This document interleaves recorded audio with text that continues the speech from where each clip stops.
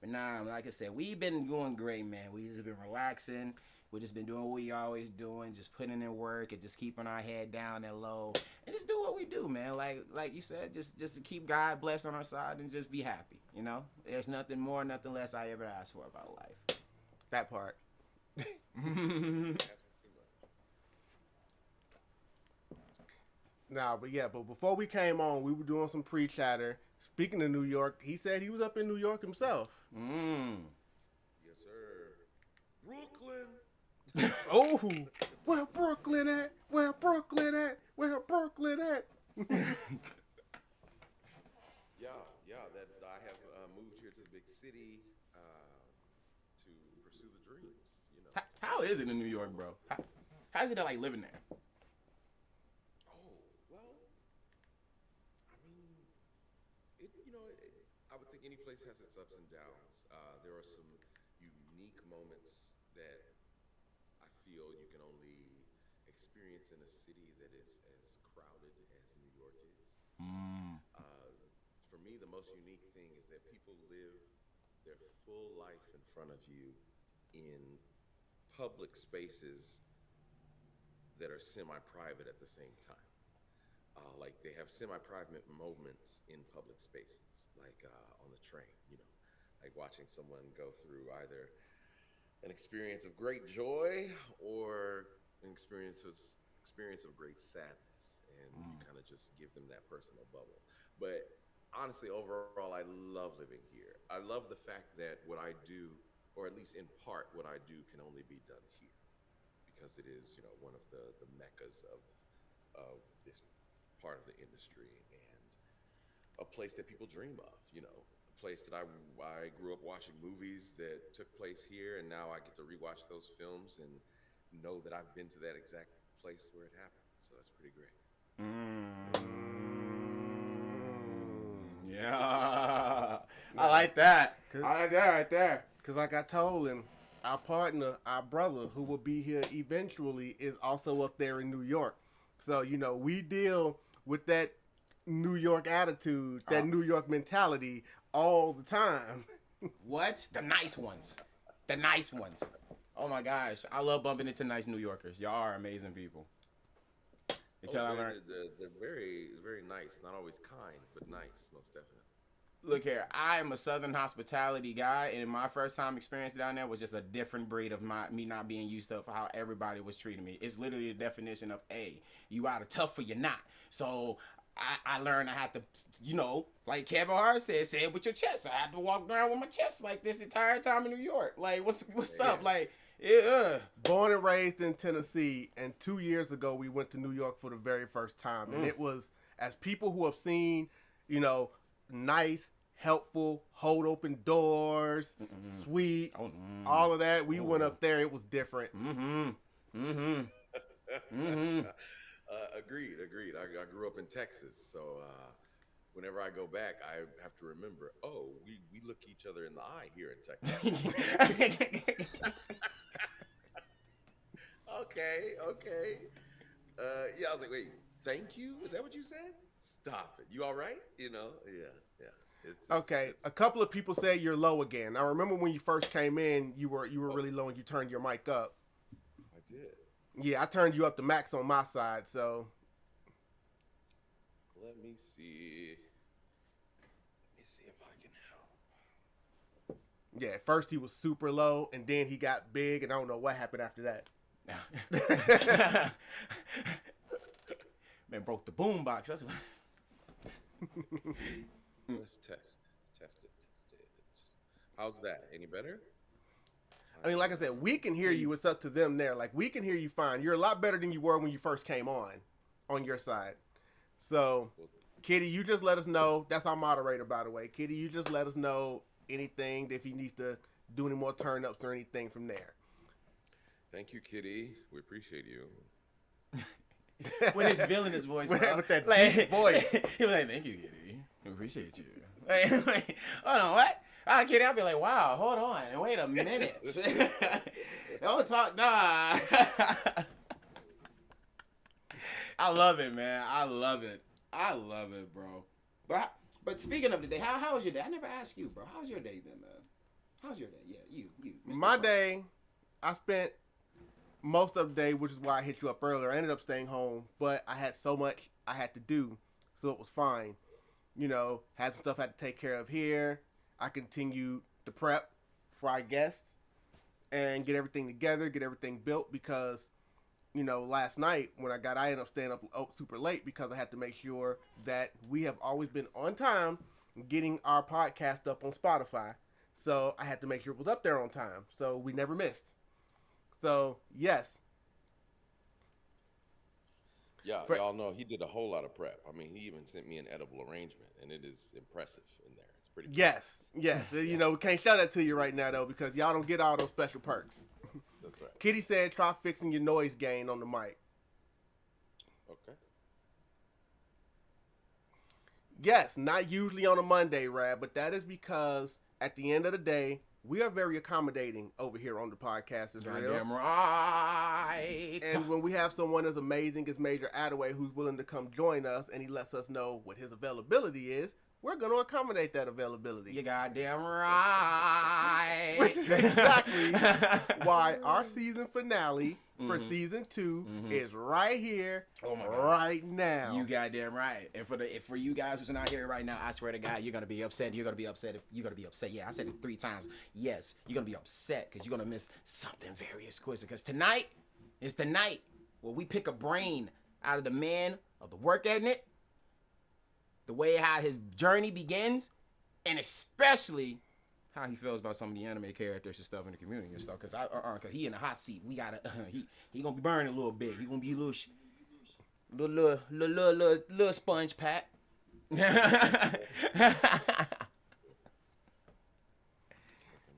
No, absolutely that part. He's getting his stuff together. No, you're good. I know. I pressed a few buttons. Let's see what happens. Yeah. And like I said, he's also very soft-spoken. Wait till we get him fired up, guys. I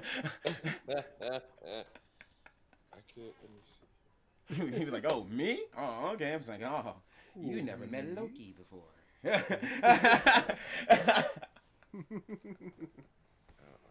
Well, I am going to take that time as...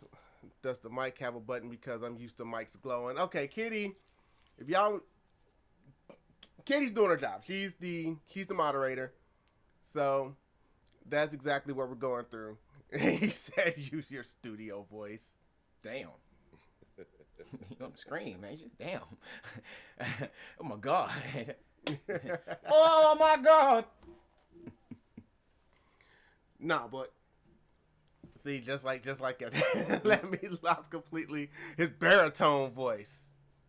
It mean if you get him to sing, you'll definitely get some volume. LOL. Who said that? Who said that? That would be Chaotic Goblin. Who said that? I know that person. Hey, I figured they came over here on your side. I just got a text from Jasirii. Uh-oh. Give me 1 second. Let me see what that says. What the King New York say? What's the Jamaican? Because we gotta know what he gotta eat today. He's still in traffic. Damn. New York. New York. New York. Okay. I've pressed some buttons. You hear that, guys? You got him pressing buttons. What did it? You got him being like Dee Dee, y'all. God What damn. does this button do? God dang. Didn't know. Actually, what button do I need to press to see this chat? See our chat. Uh-oh. I'm sorry. See, look. I told you he's being a Dee Dee. It's not as bad as Jasirii. That's true. Because at least he already got everything going. Oh, no. You don't get it. At the beginning, when he first got here, oh, my goodness. We love him, too. But We love our brother, but at first there was a stretch where I swear it took 10 minutes just to get his camera on.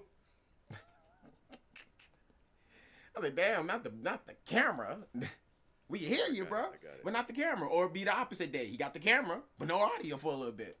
He's like, yeah, damn. Yes, my output is the correct mic. But you know what? It up is- As he gets that together, this actually works for us for a second because we can go ahead and talk about a little week that was as he gets his volume right over there.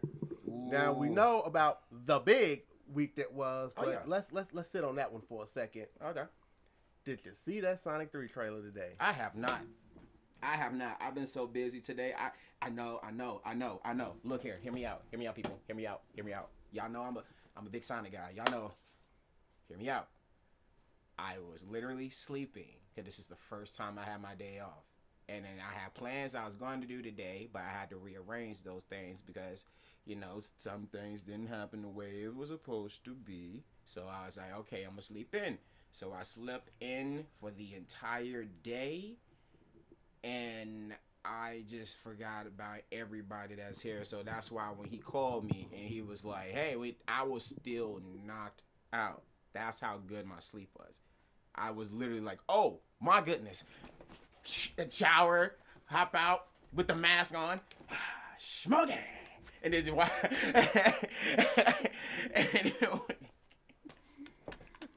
and got in my butt in that truck and drove down here to make sure I get here, man.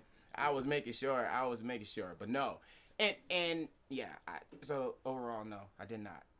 But I saw people talking about Shadow with the blicky in the trailer. Yes. He literally pulled the Shadow the Hedgehog trailer with the blicky. I said, oh, really? Yes, and they recreated a scene. Oh, so I'm gonna have to check that out. We're big Sonic the Hedgehog people over here, and they dropped the trailer today, the final trailer for Sonic 3 movie, which is coming out, and coming out in December, right? Yes. Oh my God, that's a perfect time for everything. Oh my gosh, that's a lot of. I'm great looking things. forward to that. I just watched all of the Sonic stuff in like one after another recently because I didn't catch it in the theaters. So you caught like the first two movies, the special, the Knuckles series. Mm-hmm. Yeah. It was just one long day for me. Well, look, you're definitely gonna love that from us. Well, when you get Dubs a chance, Talk to me. Yes, sir. So are we good, Dubs? I know since you leaned in, you definitely sound louder to us. All you gotta do is say yes. Hey. What you trying to do, bro? I feel threatened. What you trying to do, bro?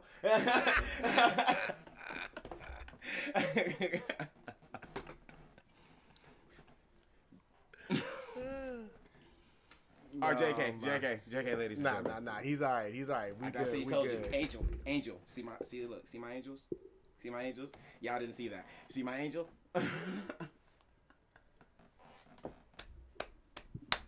Oh my gosh. But no, okay. So, I mean, seemed like y'all. Okay, so it seems like. No, they've already. It seems like we've seen what they want to talk about. Yeah, we know. We're gonna get to November the 22nd, 2:30 in the freaking afternoon. Yes, it was that exact time. Now I could not freaking watch it, but we're gonna get there in a minute because yes, I have not seen Decided, but I am looking forward to it. Especially the movie though, because like I said, the movie is definitely it's gonna be so exciting. I just want to see Tails get beat up a little more. Dang. Because it's always a thing. Am I the only one never just realized that? Like, that's why I was like, when we had a discussion, we'll get to that later. But like, but that's why I was like, when I just saw all the frames and it's just like everything. I saw Sonic X and I just saw Taylor get bladder. I saw like the fan animation of Nazo and then Tails get just not even fun by Shadow. He just get hits in his face. And then when I see the actual literally game, he always get hits by Shadow. Like, I don't understand. And then when you even watch Prime, the way how Shadow hit Tails in the end, it was just not even right, bro. Like, he just don't like him. This is all it is. Shadow legit just don't like Tails. He's a one-hitter quitter, bro. I'm sorry. And I rock with Tails. I really do. But Shadow just don't. He even did in the Sonic Colors too. Oh my god. What he did to him was just not right. Even in the machine, he just teleported, just yanked him out. Yes. He chaos control and yanked him out of the plane. That's not right. No. Obviously, there's been another couple of things that have come out this past week that I have still not got a chance to watch. I know Arcane's been a big thing that everybody's been. Oh man, shout out to Kumar. Definitely, when she was like talking diaries with the Arcanes and stuff like that. Yeah, shout out to Kumar, bro. Shout out to Kumar for that. Oh, shout out to Kumar, especially Arcane being back to Jinx cosplays. Have been everywhere. Man, what? That's all I saw all over my feed. I was just like, oh, all right, the Jinx are out. All right.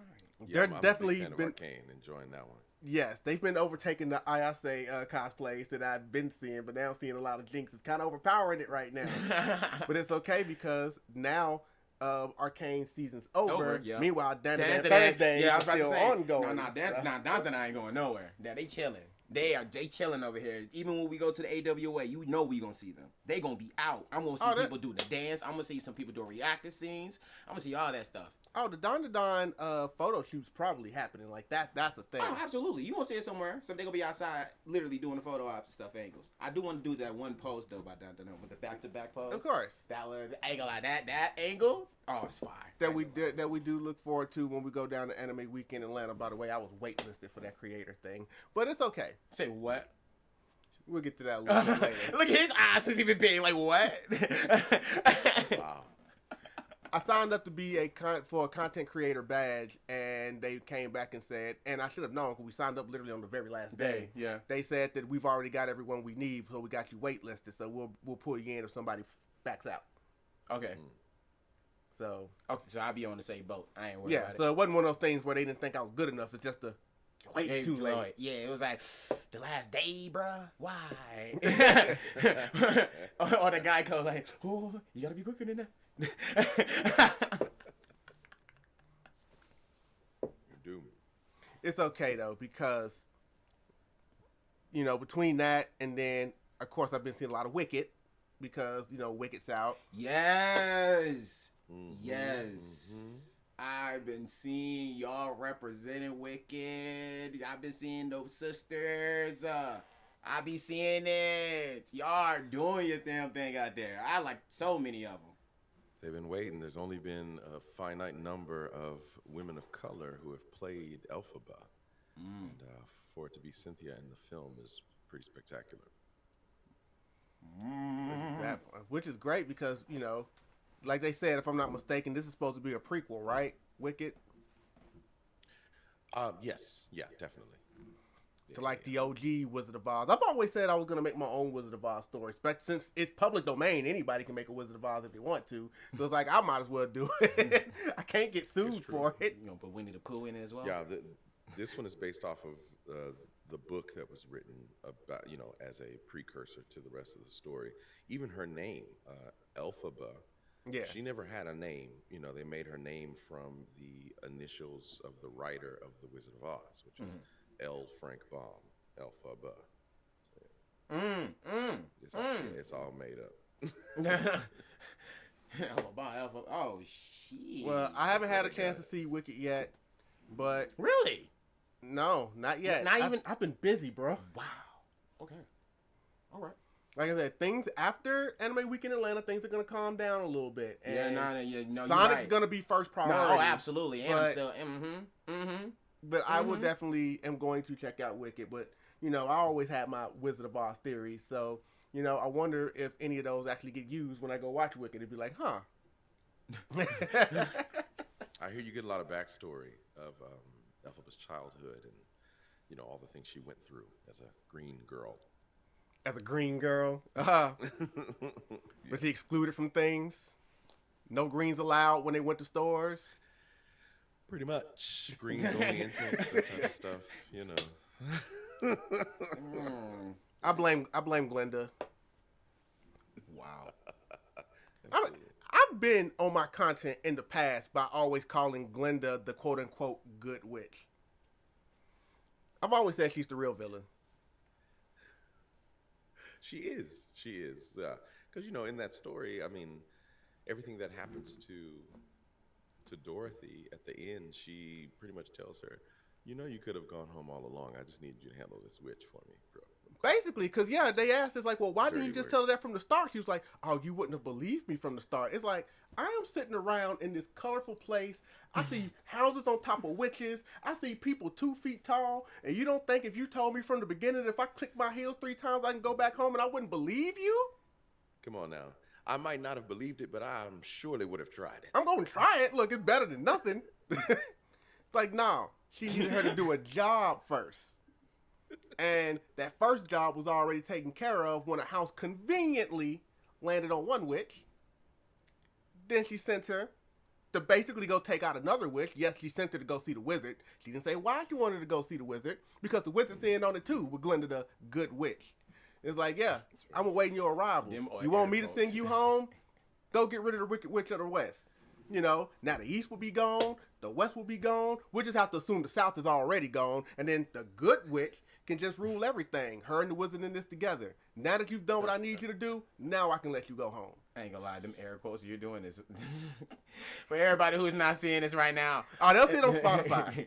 Them air quotes are crazy. Them air quotes are crazy right now. Right. Oh Lord, that is funny. So that's what I've always said. She's the real villain. Jasirii, crazy. Speak of He's the in man. traffic watching us. I know. That's the wrong spot, Playboy. He's you heard that.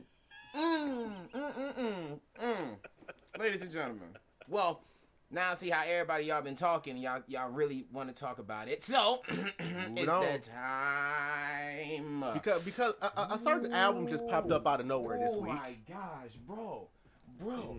Oh my gosh, I needed this. I needed this album too. It wasn't like your Kendrick, your regular Kendrick, his Compton.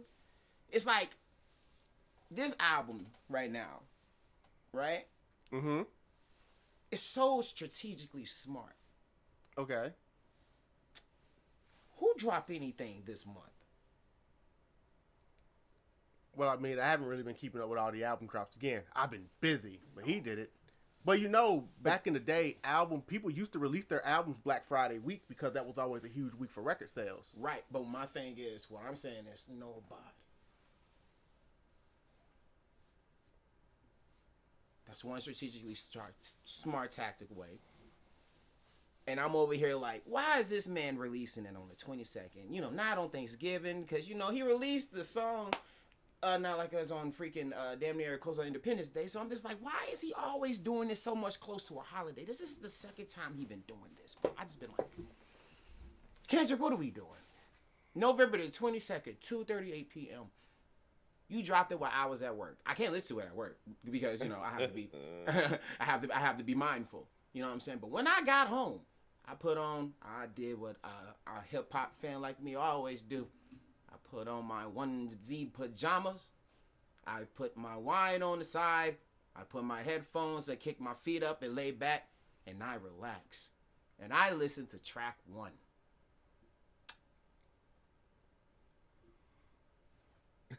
Okay. Come on out with it, sir. How'd you feel? And what that got told me so much about how he feel, everybody trying to make a rap beef out of this with Lil Wayne. And I'm just like, what did he say that was disrespectful? Not a damn thing. Because kind of people fail to realize this. I'm going to say it too, because I'm a realist. Y'all do know Lil Wayne was walking around basically crying that he wasn't on he couldn't get the Super Bowl, right? Well, apparently they've waking a sleeping giant. Right, I read that quote. I was like, oh, so Sleeping Giant against a boogeyman. Which one's more dangerous? I think they should be working together. Not the peace and unity. Here's my thing though. I don't believe it's nothing like that is even gonna happen. It was just one of those things that is like, oh, okay, well, the greatest one of the people who I looked up to is upset that he's not on Super Bowl. I thought he would congratulate me. But oh well, move on. It wasn't a diss. It was just, I'm disappointed. But everybody is making it seem like it is a diss. Which I don't like that. I don't understand. Y'all just want blood every time you see it. You got it this year. It's like, what? Y'all want more? Jesus, calm down. Calm down with the fangs, ladies and gentlemen. But no, when I finished track 1, I was like, damn, that shit is really crazy. But everybody know my favorite song right now is Luther. I ain't gonna lie. Luther, track number 4. It was so good, I had to do a video of it. Yeah, I saw that. He definitely just increased the anticipation for his halftime show.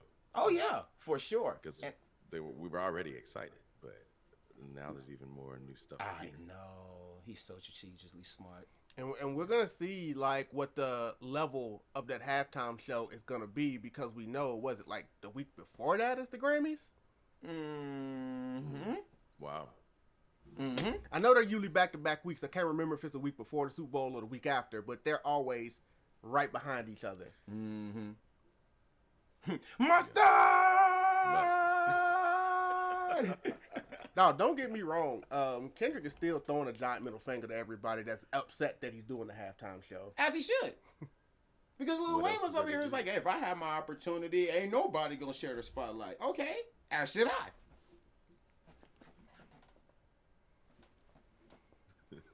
And if you don't think he ain't finna walk up there on the Super Bowl Well- halftime show Come on. and say, Okay. well, walk to New Orleans with the etiquette of LA screaming,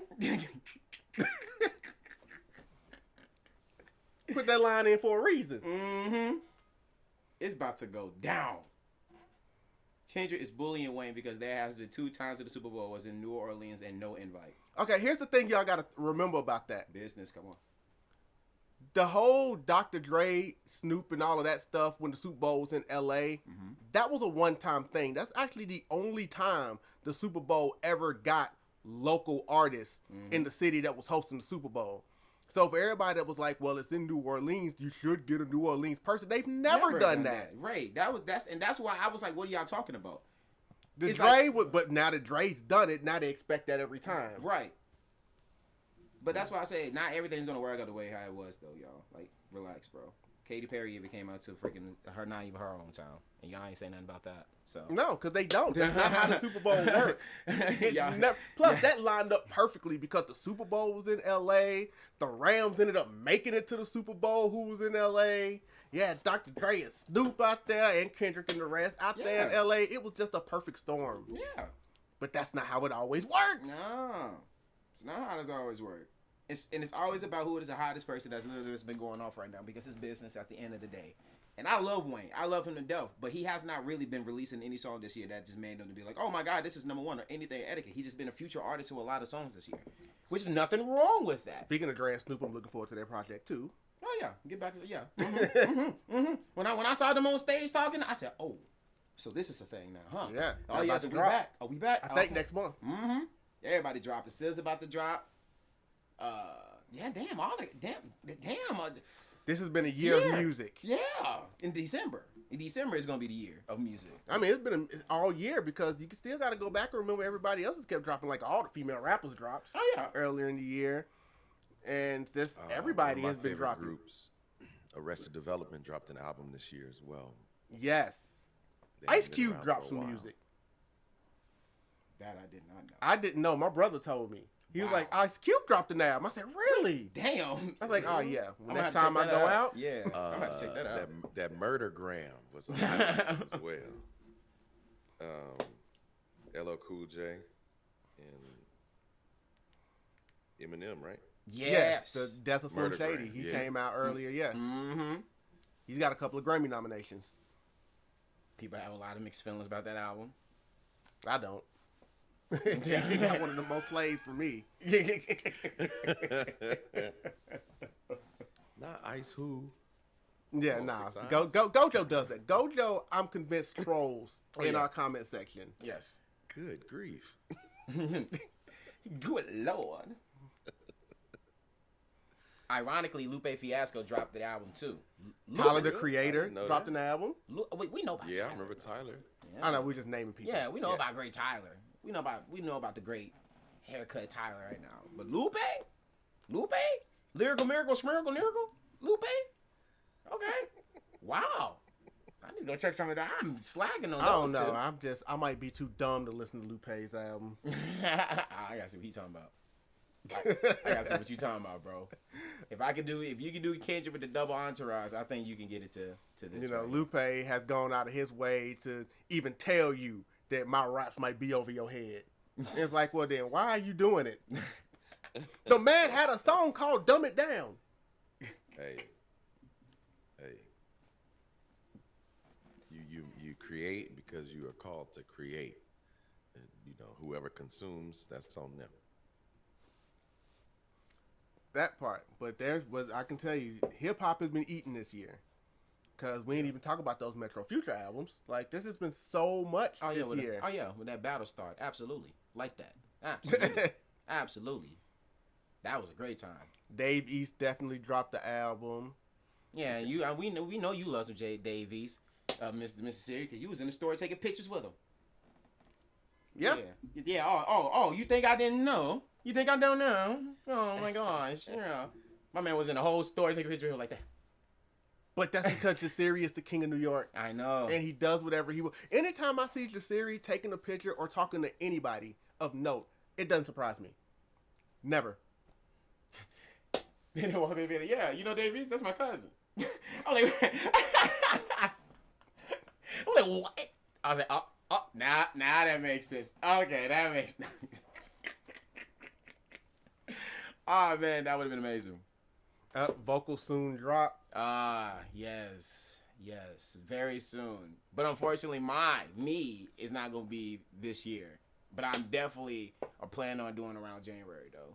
But just for like December, nah. I gotta put a little mixer. I want to get the rest of this. Looking right, because I want to make sure if I deliver, I'm gonna deliver. So that's how I am about this. So just wait. Just it's coming around next year. Meanwhile, because obviously I'm going to bring this up just in a few short days, Kiko Black is dropping. Hokage too. Yeah. The 29th. We know, we see you out there, teddy bear. Kiko, we see you. Mm-hmm. You know, the Trap Sushi thing was kind of a taste. You know, shout out to Trap Sushi as well. Mm-hmm. But yes, Hokage 2, 29th. I'm fucking gonna buy you a bag. Just buy you a house.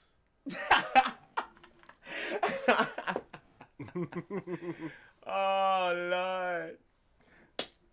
I will say this though, speaking of that, because guys, like I said, we love to talk about a lot of things on here, but we do have the amazing, talented Major Attaway on the podcast today. And as I told him backstage, I got so much stuff I need to talk to this man about. Get him. You know, there is something that we always do on here. Mm-hmm. It is a cosplay showcase, aka they got that shit on. But in your case, since you are not a cosplayer, I couldn't really do that segment. So we're going to skip straight into topics. However, when you're on stage or off stage, Broadway, you do tend to have things on then. So you know what? It still qualifies. So we're going to go ahead and switch over because I want to talk about your time playing the Genie in Aladdin. And I don't know if you got our stream pulled up anywhere, but we got you up on the screen because that's what we do. We display our people over here because we big up everybody.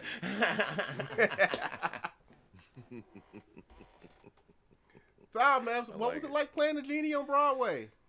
Man.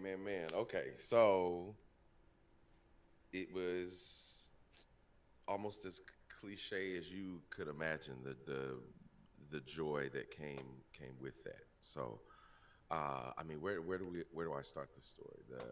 The amount of times I wore out VHS tapes of Aladdin the movie. You know, Okay. At least 3 or 4 of those, right? Had to be repurchased. Pop off. It came in a little Disney thing that you had to close. The best quality. Pop off. VHS case came from Disney. Right. Yeah, we're showing our age, ladies and gentlemen. It's the truth. And so, I was doing theater in Dallas, Texas, and I was doing a show called Hands on a Hard Body, and it's a musical that was written by Texans, and we were doing it in Texas. The writers came to see the show, and afterwards he asked me, he said, "Major, what do you want to do?" And I said, "I want to be the Genie in Aladdin on Broadway. Got to be specific with the things you want, folks." And he said, "You'd be great in that. Did you know that the person who is the first Genie, because I was the second, the first Genie is James Monroe Iglehart, and he was supposed to be in this show on Broadway, the one that you're doing in Texas." So I proclaimed that day. I, wrote my little Facebook post, tell James I'm coming, claiming my time with the company of Aladdin right now. So, a month passed, and that director and writer sent me an email, and he said, "Hey, Major, I had lunch with the director of musical theater for Disney, the Disney theatricals, and I dropped your name because they're looking for new Genie replacements." And so 2 months after that, they sent me the package and said, "We don't know who you are, but go ahead and learn this." And I did. And when it was time for the auditions, I reached out because I was doing a gig in Texas, and I said, "This is the gig that pays most of my bills, so I can't leave it." And they said, "That's fine. Send us a tape." So I sent a tape, and they called me back in an hour, and they said, "The tape looks good. Why don't you come next week for final callbacks?" And I didn't really understand what that meant, you know. And so I told them, I said, "Well, I can. I have this thing I told you." And they said, "Well, the director of the show and the director of Disney will be here on the same day. And that's rare, so you should come." So gave the gig away, right? They flew me to New York, put me up in a hotel, and invited me to see the show the day before we do auditions. And I walk in there and I meet 5 people who could be my cousin because they're all there for the same reason. And the next day, we spend all day doing auditions. And the first half of the day, there was about 6 people in the room. Second half of the day, maybe 15 or more. And by the time I got back to my hotel room that evening, they had called me and said, "Major, how would you like to join the Broadway company of Aladdin?" And it all happened in that same day. And then I went away for a while to get in shape, and I came back and I took over the role of the standby, which for those who aren't familiar, in every Broadway show, there's this term, the show must go on. And the way they make sure that happens is by having enough backups for every character that's on the stage. So I played one of the people that sits backstage every day in case the main guy can't do his job for whatever reason, sick, anything like that. So I took over that one of those jobs. And so on that was September 15th of 2015 that I started that audition journey. And by March of 2016, I was doing my first show as the Genie. And so the uniqueness of it is that my very first Broadway production was me decked out in those Swarovski crystals you should see in this picture right here. This a $50,000 costume set that I'm wearing.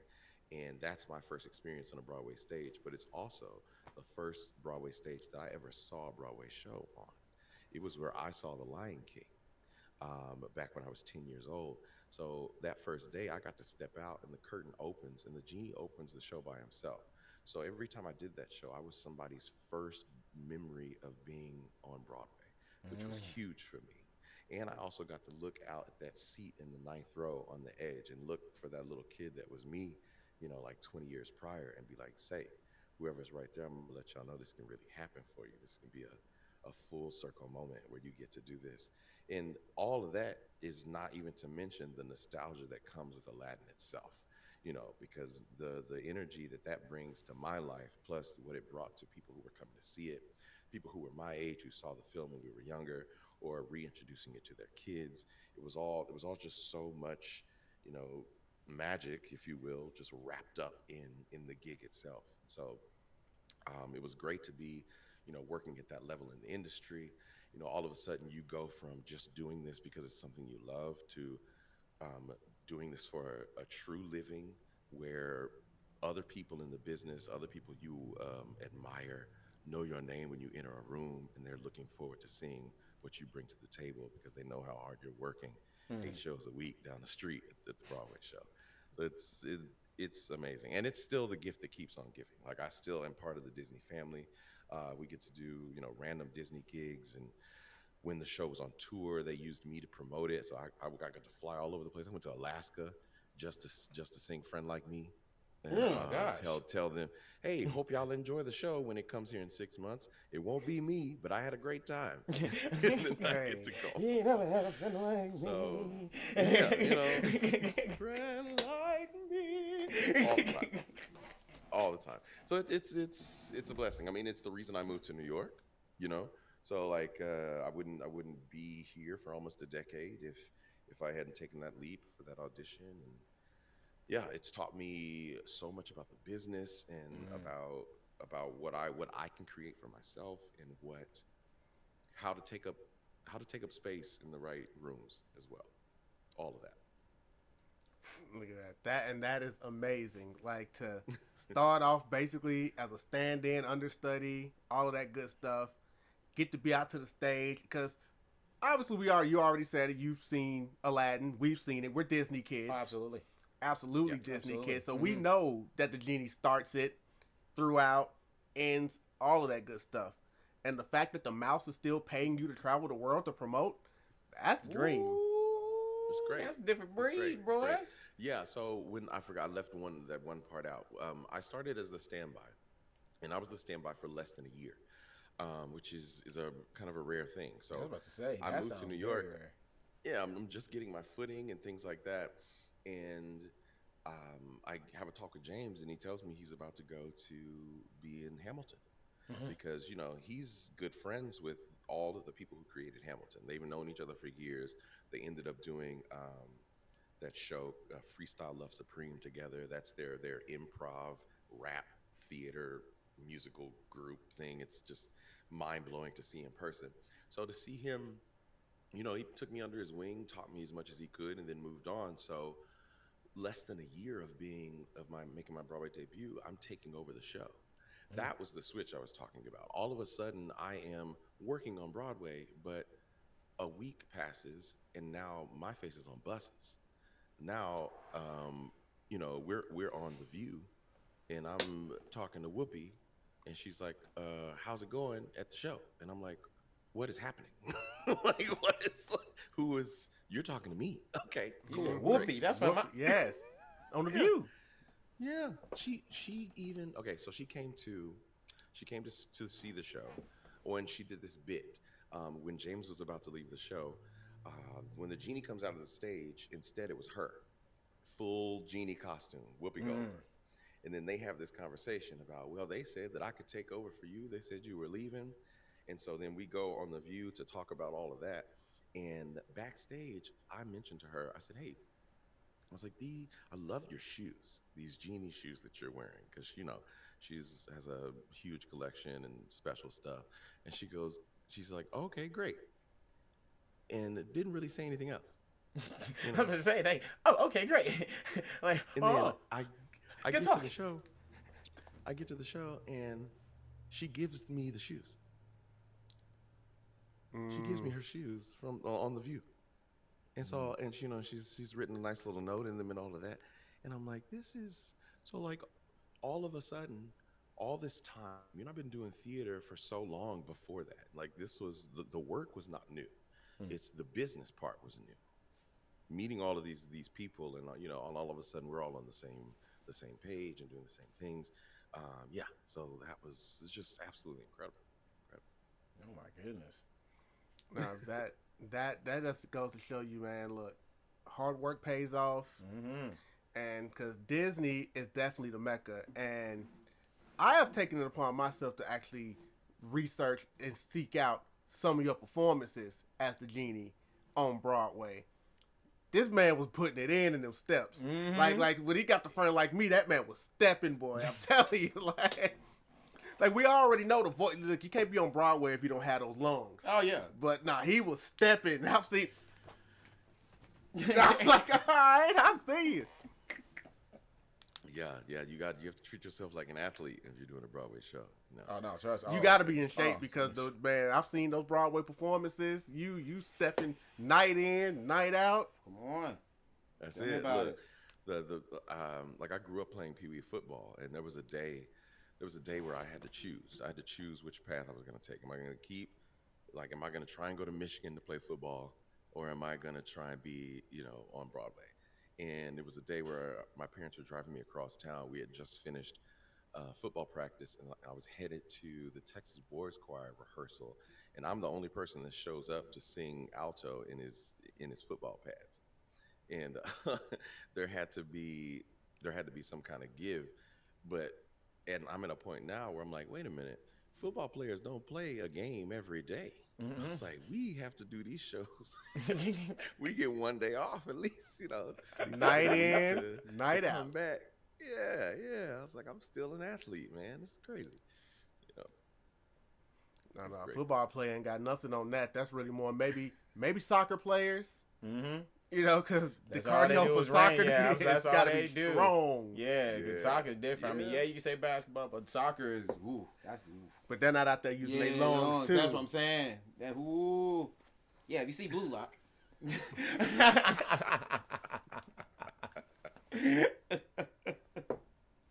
Oh my god. So I definitely take it you're like a huge Disney fan in general, or you just fans of stuff like Aladdin and I would say huge Disney fan in general. Now, over the past few years, or I mean, not few years, past 10 years or so, there's so much more stuff that I didn't receive it at the same age or energy, So like, still a fan of it and trying to keep up with everything, especially because I do a show, I do a concert that is Disney based. It's called the Genie's Jukebox, and the premise is that the genie has access to the entire Disney canon, so he can really sing whatever he wants. So part of it is research to stay up on everything, so that I know what to add to the show, and then the other half is to keep that kid alive. Period. Yes. Like I have to remind myself to play at work because there's some days like, yes, what I do is fun, but it can still drain you if it is required of you. Like being a corporate actor and just being an actor is two different things. Like once they know what you can do, you have to do it at this time every time. So yeah. So yeah, it's a mix of that. It's a mix of research and also knowing what anchors my joy, which is all of that. So, yeah. and that's one thing Disney definitely brings is joy. And I could see the Genie doing that, basically having control of Disney. Oh yeah. With his He's so carefree, a going character though. That's what he always. And been. what is it? Was it now his semi-phenomenal, nearly cosmic powers? They're not quite as strong as they were before he was free, but they're still pretty powerful. So it's kind of like the Cat in the Hat in Suzuka, where he could just literally he narrates like everything that was going on to keep updates to like everybody else's life in the Whoville and it was going on in the Grinchville and all the extra stuff. Like it's absolutely. You know what I'm saying? Like yeah. Oh, y'all didn't know? You didn't know? Yeah. High school musical kid. Try me. But we're theater kids. Yes. That's one of my favorites. Yes, dude. They people ask me what I want, what show I want to come back to Broadway, and that's usually like the first answer. Suzuka. So I can play Horton. See, I can see you because I wasn't. Hey, you did a bunch of plays. Hey, I did a lot, but look, watch this. Ask me, what character was I in high school? In Suzuka. Ask me, what character I was in Suzuka?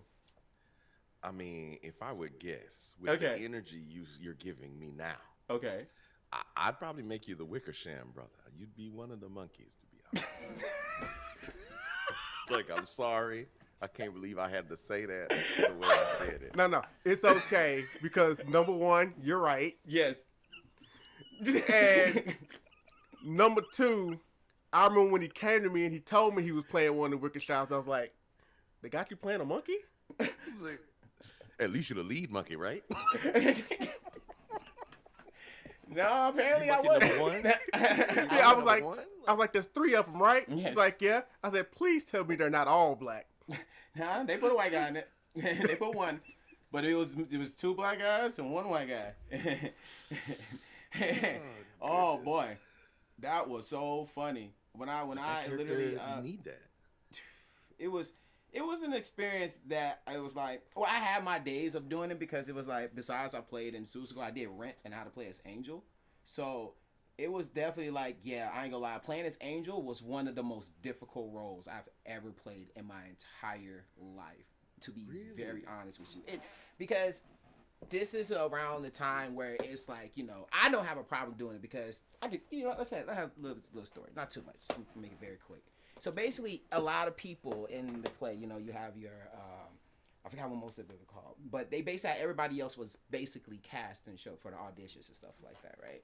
So my teacher at the time, Ms. Gansky, she, she was already telling me like what character I was going to be. I believe Benny, the black guy who's the cop. Yeah. So she already 100% that. Then I asked her, I was like, okay, so who you got cast as Angel? She was like, we was actually thinking about putting Brendan as anything, but we don't know his answer or anything like that. I said, you know what? I'll suck it up. If you can't find nobody be Angel on the show, I'll be Angel on the show. And she was like, seriously? I said, absolutely. She was like, okay, well, I'll keep that in mind, I promise. And then a couple of days later, got the callback list and I see the list of everybody else be.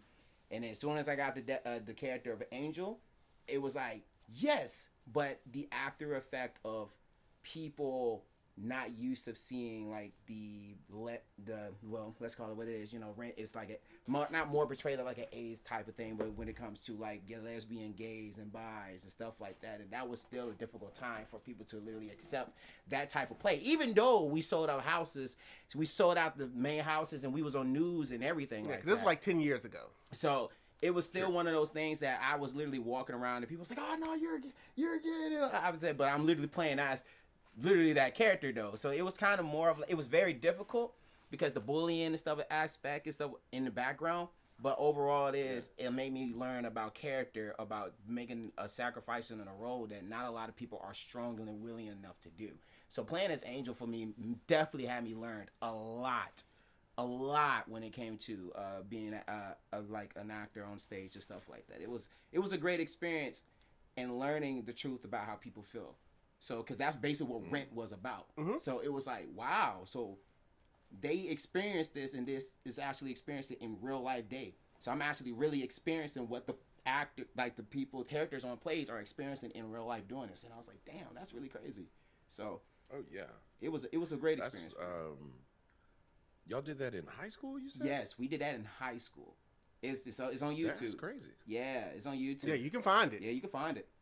Legit. Yeah, I mean, yes, that was a real risk. I mean, yeah, that's why I was like, woo. I was like, Rent. When they showed us that the first time, I was like, wow, because that was my first musical. But technically my first musical was gonna be The Little Shop of Horrors, and I could have been the plant like you, Audrey II. But apparently at the time things happened and I couldn't be able to do it at the time. I had to make a decision about school and stuff. So I focused on my school a little bit more. Then sophomore year, I took off. But after that, nah. That's wild. Yeah. You know, in high school we did Pippin the musical.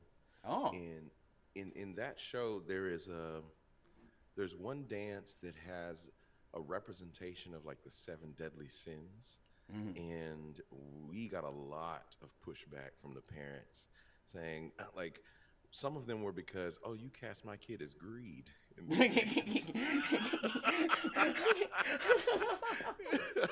Oh, no. Other people were mad because of the outfits they were wearing. And I was like, you know, I mean, at the time, I was a high school kid. I was like, let the girls wear what they want.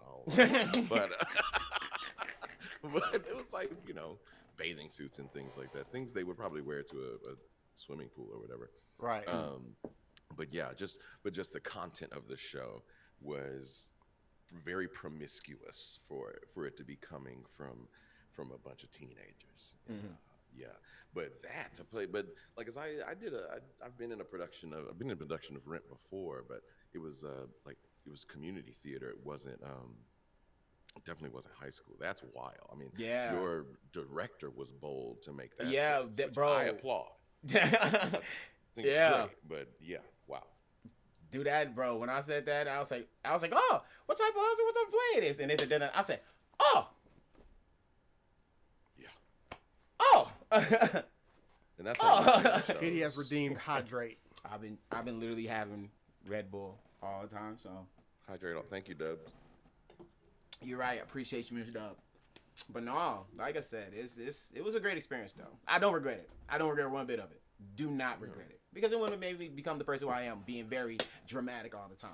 So, yeah. that is one of my favorite shows ever, like music, storytelling. You know, if you like that, I don't know if you guys have listened to the new concept album that Lin-Manuel Miranda created based on the Warriors film. Oh. Now I'm obsessed with the Warriors. I've loved the movie for a long time. Loved the game even more. It's easily one of Rockstar's best games ever. Fight me. I don't care what you say. And he put an album together that is pretty much, you know, a retelling of that story musically, and it goes through all the boroughs of Manhattan, which means you're gonna have all these different genres of music as well. Now he's flipped it on its head, and so the Warriors are all females. And there's one unique thing, and is that Cleon stays alive throughout the story, which I think is great. But they get to, and there's some great music in it. But I really think, you all would like it if that's your type of musical. Then this music is pretty great. Okay, and I'm glad we got this. It will definitely be archived. I can go back and catch it, and because one thing I legit always say is I'm always interested in, especially listening to new things, because I'm a full-time DoorDash driver, so I'll drive around for like 12 hours a day, and I'm always looking for new stuff to listen to while I'm riding around. So, Don't worry, I'll be doing my dishes great. Like that. What was Dub saying in the chat here? She said, "I'm just sitting here with my little brain because I've only seen the Broadway Aladdin with versatility." What's that mean? She's congratulating us for knowing all these plays because she's only seen Aladdin. I understand. One Piece is on hiatus until April. Yeah, my goal was to catch up before this, but I've been watching, but I'm not caught up. Nah, you're good. You're good. You're Because I remember he said that initially. He was like, I need to try to catch up on One Piece between now and then. Because he knows we're going to talk about it, and we are. Yeah. You know? Oh, absolutely. Oh, yeah. We're about to get the right and the left in the brains. To make content during the Wano arc. And so I paused, and I was like, let me have an experience, watch it with the people. But I wasn't efficient enough on, making it happen, because honestly, I mean, this is a tech thing, really. I don't know how to do a watch and not get sued. So I'm like, I don't know how to do that part yet, but I could still do a react. I wanted to react to them, and I still can. Because even watching them now, I'm like, this is crazy. Technically, the answer is you're not supposed to be allowed to. People just figure out ways around it. Right. See? Like there's literally a reason I had to talk about your performance that I've seen of you as the Genie on stage instead of just playing the clips. Yeah, because I don't play with the mouse. Yeah, I don't play with the mouse. Oh yeah. Oh boy, so what's the problem? What's the problem? Oh, what do you guys think you're doing over here? Playing some Genie from Aladdin. I don't remember getting you commission for that, huh? Shut him down. Nah, we don't mess. With all due respect, we do not mess with the mouse. We respect. Hey yo, we good, bro. We good. We don't want no smoke. One of the things I did, though, speaking of Disney, that I did, I don't know even why I did it. It just popped up on my main thing when I opened up my Amazon Music. I rode around yesterday when I was DoorDash, and I listened to the entire Moana 2 soundtrack. So that means Moana's out.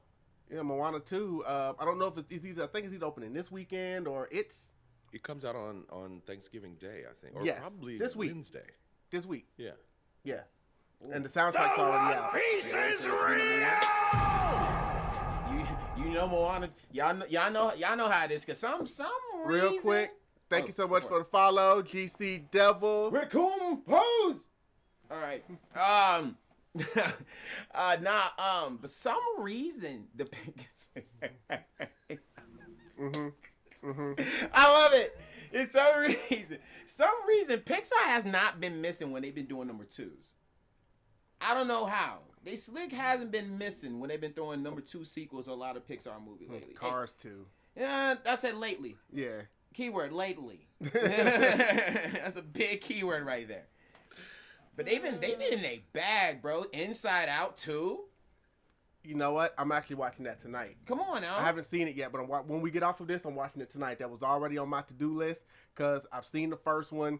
The first one, at one point I decided I was just going to randomly start cutting onions at the end. I don't know why I did that. But, that was what I was doing. That was what was happening to my face. I was like, you know what? I'm just gonna randomly cut some onions at the end of this movie. Why not? Why not? No. I was not crying. No, you're not. I don't know about you, but I was crying. What? Also, it was. But now, I listened to the Moana soundtrack, and it definitely sounds like a Moana soundtrack. It is definitely on that same voice, Hawaiian, same actor. Everybody came back. Okay, because it's been a problem for a little bit. Oh no, I haven't I've only seen one trailer for Moana 2, so I don't really know much about what they think the songs from it's gonna be. But once I heard Beyond, I listened to that 6 times. I was like, That's the one. That's the one here. Another banger. He's beyond. Yep, that's gonna Yep. do it. That's gonna be That's Moana. That's That's Moana solo of the album. Mm-hmm. Okay, say So less. that's gonna be like the That's there what before when I Frozen go. 2 came out. Into the unknown. yeah, Into the unknown. yeah. Dig it. I'm looking forward to it as well. Moana it's easily a favorite.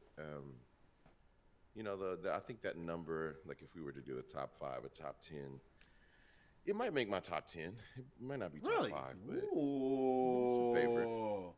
There are too many classics to fight the top I know. 5. Come on. Exactly. Yeah, I was about to say that's a good placement. I'm classics. not gonna lie. That's a good placement. He did say top 10, Yeah. not top 5. So I give you. Yeah, that's right. That's a big difference. Because top 5, hold on, because we got too many classic makers.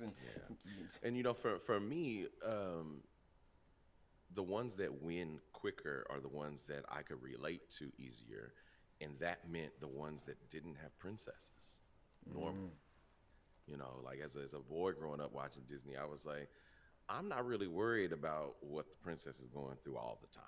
You know, like if and I don't know that I just want to be the person who has to save her, and I just saw myself as, you know, everybody's friendly or funny sidekick back then. But now, you know, Moana's up there because it ain't about, it's about love of family and duty to what she got to get done. So that's why I like her. No, I get it, because while I enjoy all of my Disney classics, and we talk about this, the Disney princess movies, I like them. You know, I always respect Snow White for being the first one. It's probably my second favorite Disney princess movie, but it's not in my top 10. You know, Right. you know, Cinderella's not in my top 10. Sleeping Beauty is not in my top 20. Yeah, Sleeping Beauty. Only Now, princess you know, in the top is Tiana. I don't But care. as much as I like Princess and the Frog, it's also not in my top 10. But Little Mermaid is. You know, that's that's in my top 10 because that's just overall movie is just too good for me. The soundtrack alone always does it for me, and that's just what it is. Like I'm still waiting for the Disney movie that's gonna knock those lions out of the top spot for me. That hasn't been done yet. Yeah. Lion King has been my number one since it's come out. We had the VHS again in the packaging, and the Lion King got a lot of play in our households. Bro, even the Lion King 1.5 got played Yes. in my house, boy. This I'm shine and outrage. Lion King 2. Yeah.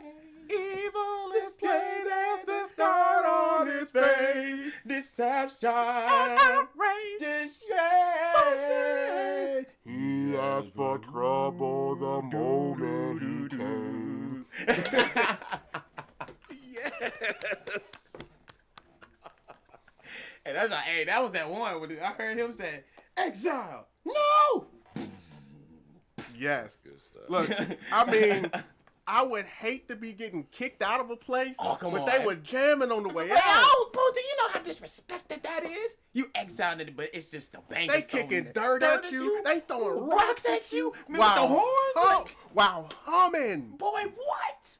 Oh, nah. Boy. Like, I seen a lot of disrespectful villains moments, but I wouldn't say, well, not even a disrespectful villain moment. It was just one of the moments in Disney where you really feel like, damn, he really on your ass. Like, he really tell you to get the fuck up out of here. Like, this not no regular, like, nah, you good. Like, hey, yo, get him up out of here. We just gonna drag him in the different boxes. Nah, we gonna jam.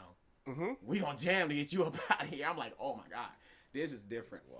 I would say for the top me, but it's not a princess movie because we don't count this, and literally I don't count her as a princess movie. But Mulan is definitely top up there for me. Yeah, Mulan's not a princess. She's not a princess. I don't believe Mulan is a princess. But That's why I didn't count it. That's Because what I Mulan's said. in my top 10. yeah, that's She's a warrior. Yes. It's just you'll see a lot of people when they're always talking about, you know, Disney princesses, you know, like Belle and Mulan and Ariel. And I go, no. Mulan is not a princess. But I love Mulan's Not even because of the message and stuff that was going on behind, because I ain't gonna lie, those soundtracks were banging. I cannot deny from the beginning to the very end, and especially still, and it had my boy Eddie Murphy up in there. Oh, I can't forget about that. Especially in the 90s. Oh, I mean, they yes. called it the Disney Renaissance for a reason. It wasn't just that the quality of the animation was good, the stories were good, the soundtracks were in their bag. Oh my gosh, From the Little Mermaid soundtrack to the Aladdin soundtrack, yeah. you know, to the freaking Lion King soundtrack. I will even throw the Goofy Movie soundtrack in there, you know, to the Mulan soundtrack, to the Tarzan soundtrack. Like, all of that was coming out back to back. They were not. They Oh, were. you know what? How about speaking of the soundtracks, Mr. Alan Menken? I've been very fortunate to be able to have a few conversations with this man, seeing as all the work I've done has been the music he wrote. Recently saw his newest work, newest musical work, and it is streaming on Netflix right now. It is called Spellbound, and I've heard of that. He was there and talked about it, and he said he recalled all those things you just said and said, I haven't gotten to write music like that since what's the Rapunzel film? I always forget. Tangled. Yeah. He says he hasn't gotten to write, musical theater, deep feel, and it's got a lot of different musical genres as well. But I would say, like, because so many of those new ones, we don't know what's going to hit like the old Disney ones do. But I really believe that this one does.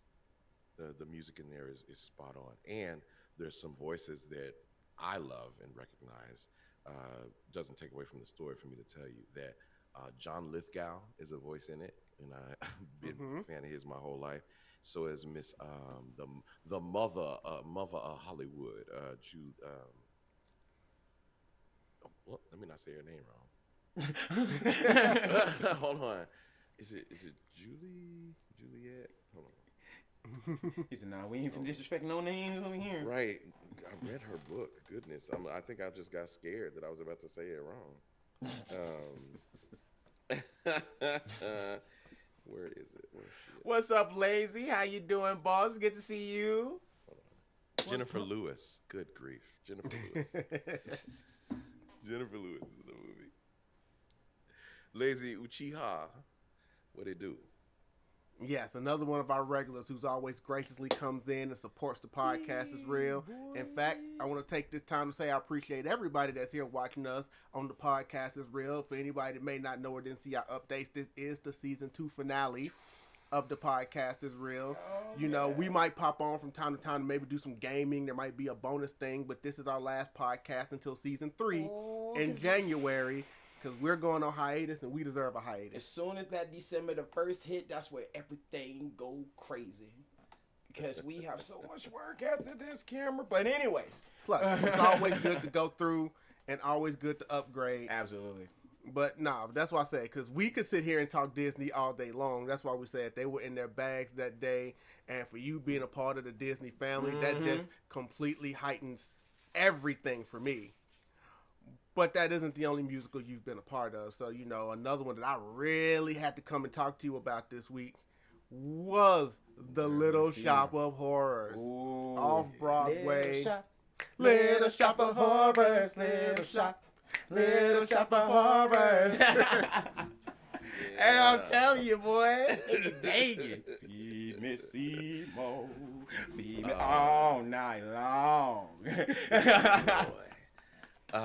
This show has been in my body since probably middle school. Like, this is how long that I've known this music and been in love with this show. And now that I'm in a different place in my career, it is the most beautiful marriage of the things that I do. The fact that I get to walk into a Broadway theater every day and do voice work is kind of mind-blowing. I feel like I'm currently hold the most, the best possible job for a voice actor in a Broadway show.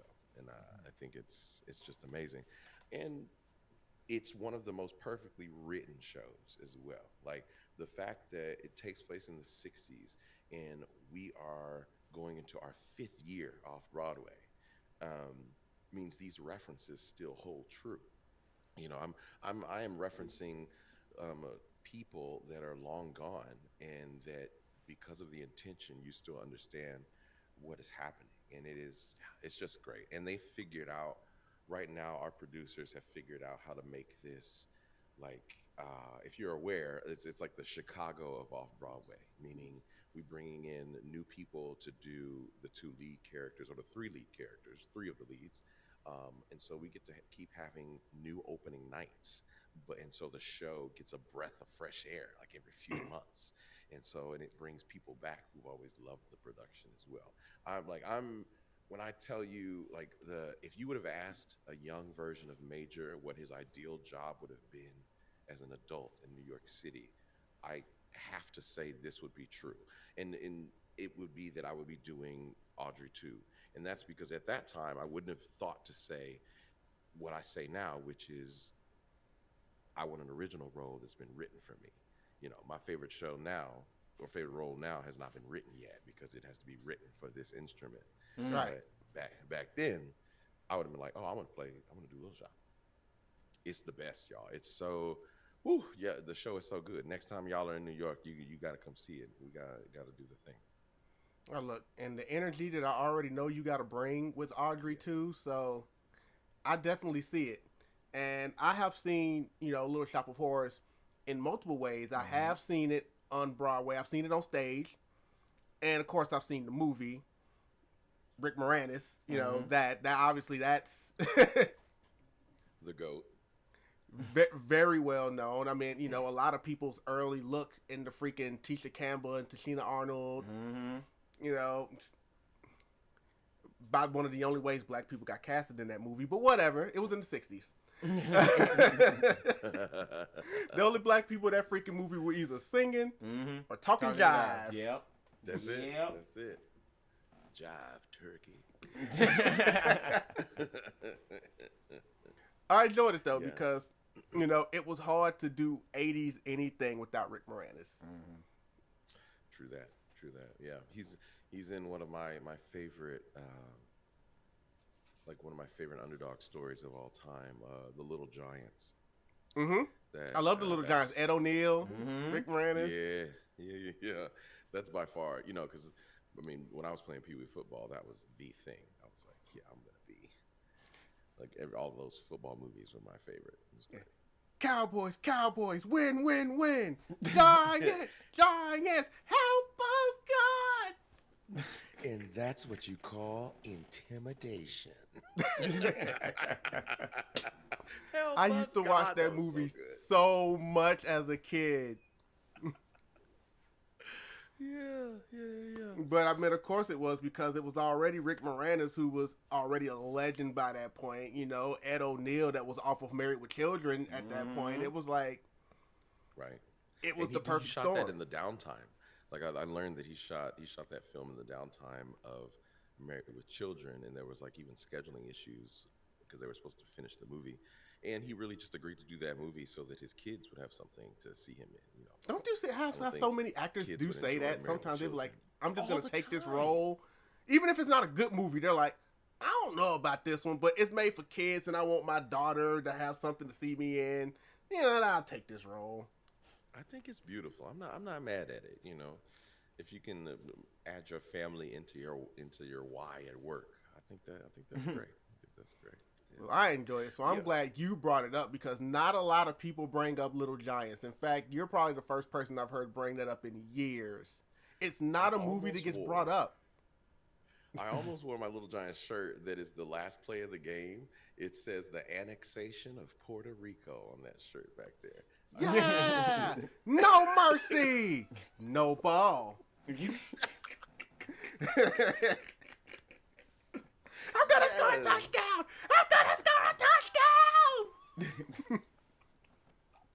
The fact that I'm quoting so much of this movie and I probably haven't seen it in 20 years. Oh, wow. Good. Wow.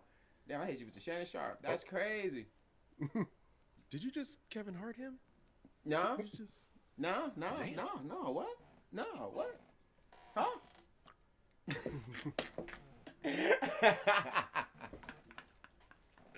But now, I definitely enjoy Little Shop of Horrors. I think it's a great movie, great stage.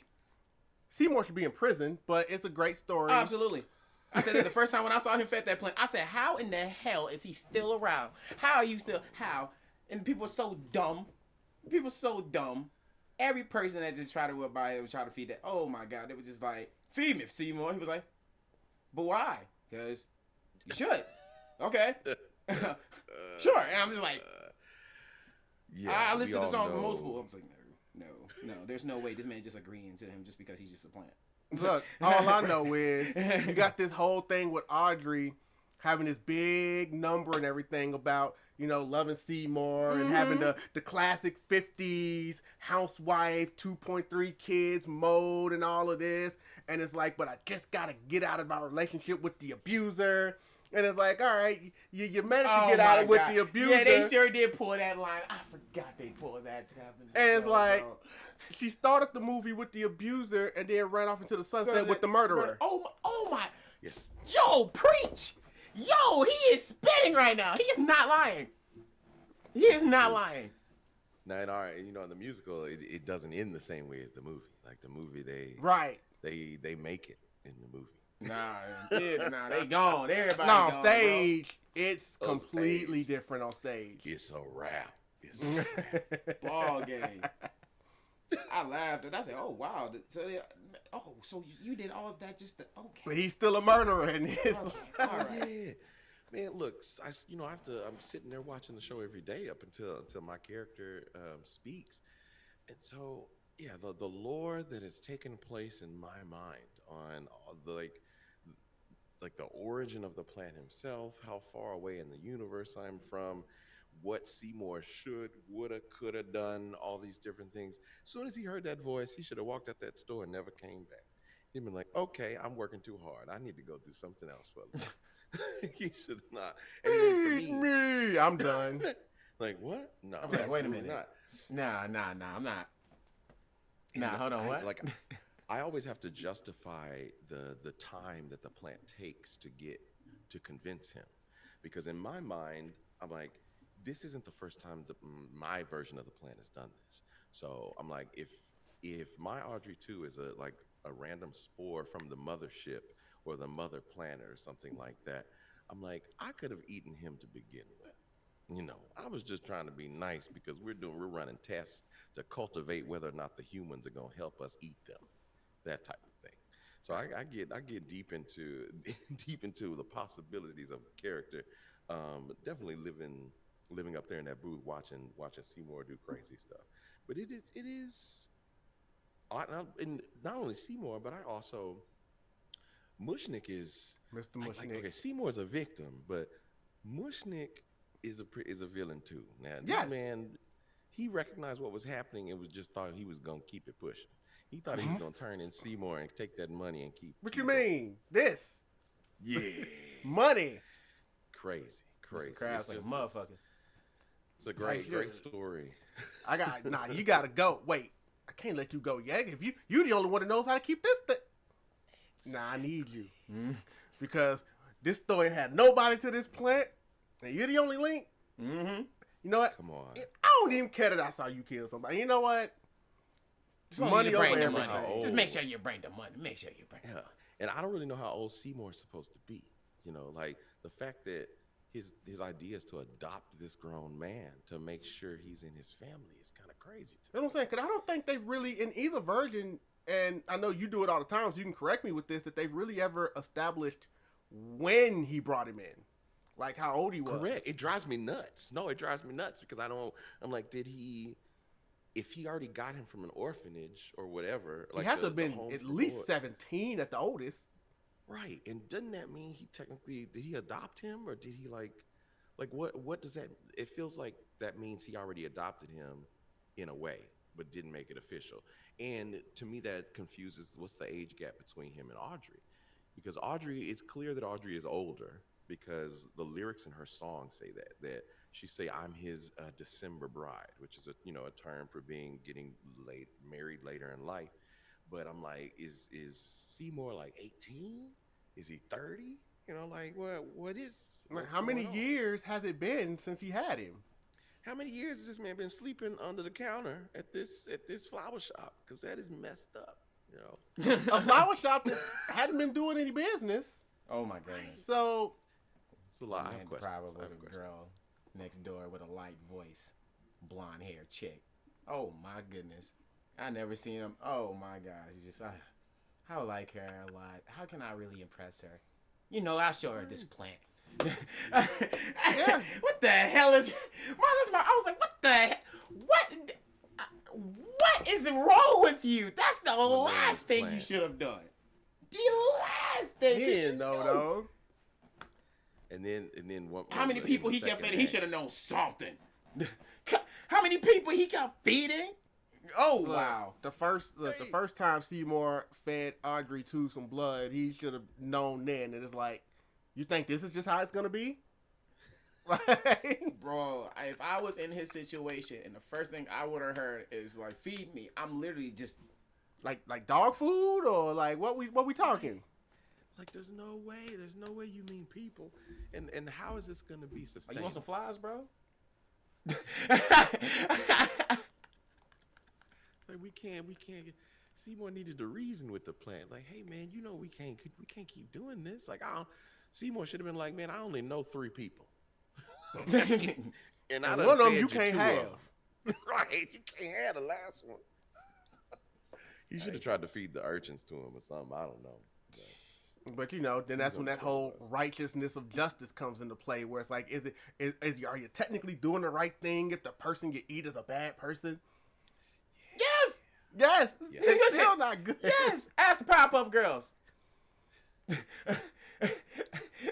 Ask Powerpuff Girls. I loved them, but the way how they did Mojo, he was innocent. Oh, yeah. Like, Got him I'm the sorry, I don't know what planet people live on, but murder's worse than abuse.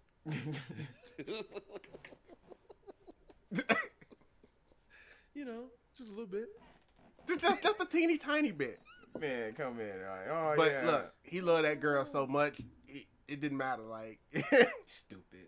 Just stupid. Just hey, if I gotta catch them bodies to end up with, so be it. That boyfriend Let the fella, bodies hit the owner plant. fella. Let the bodies hit the plant. Man.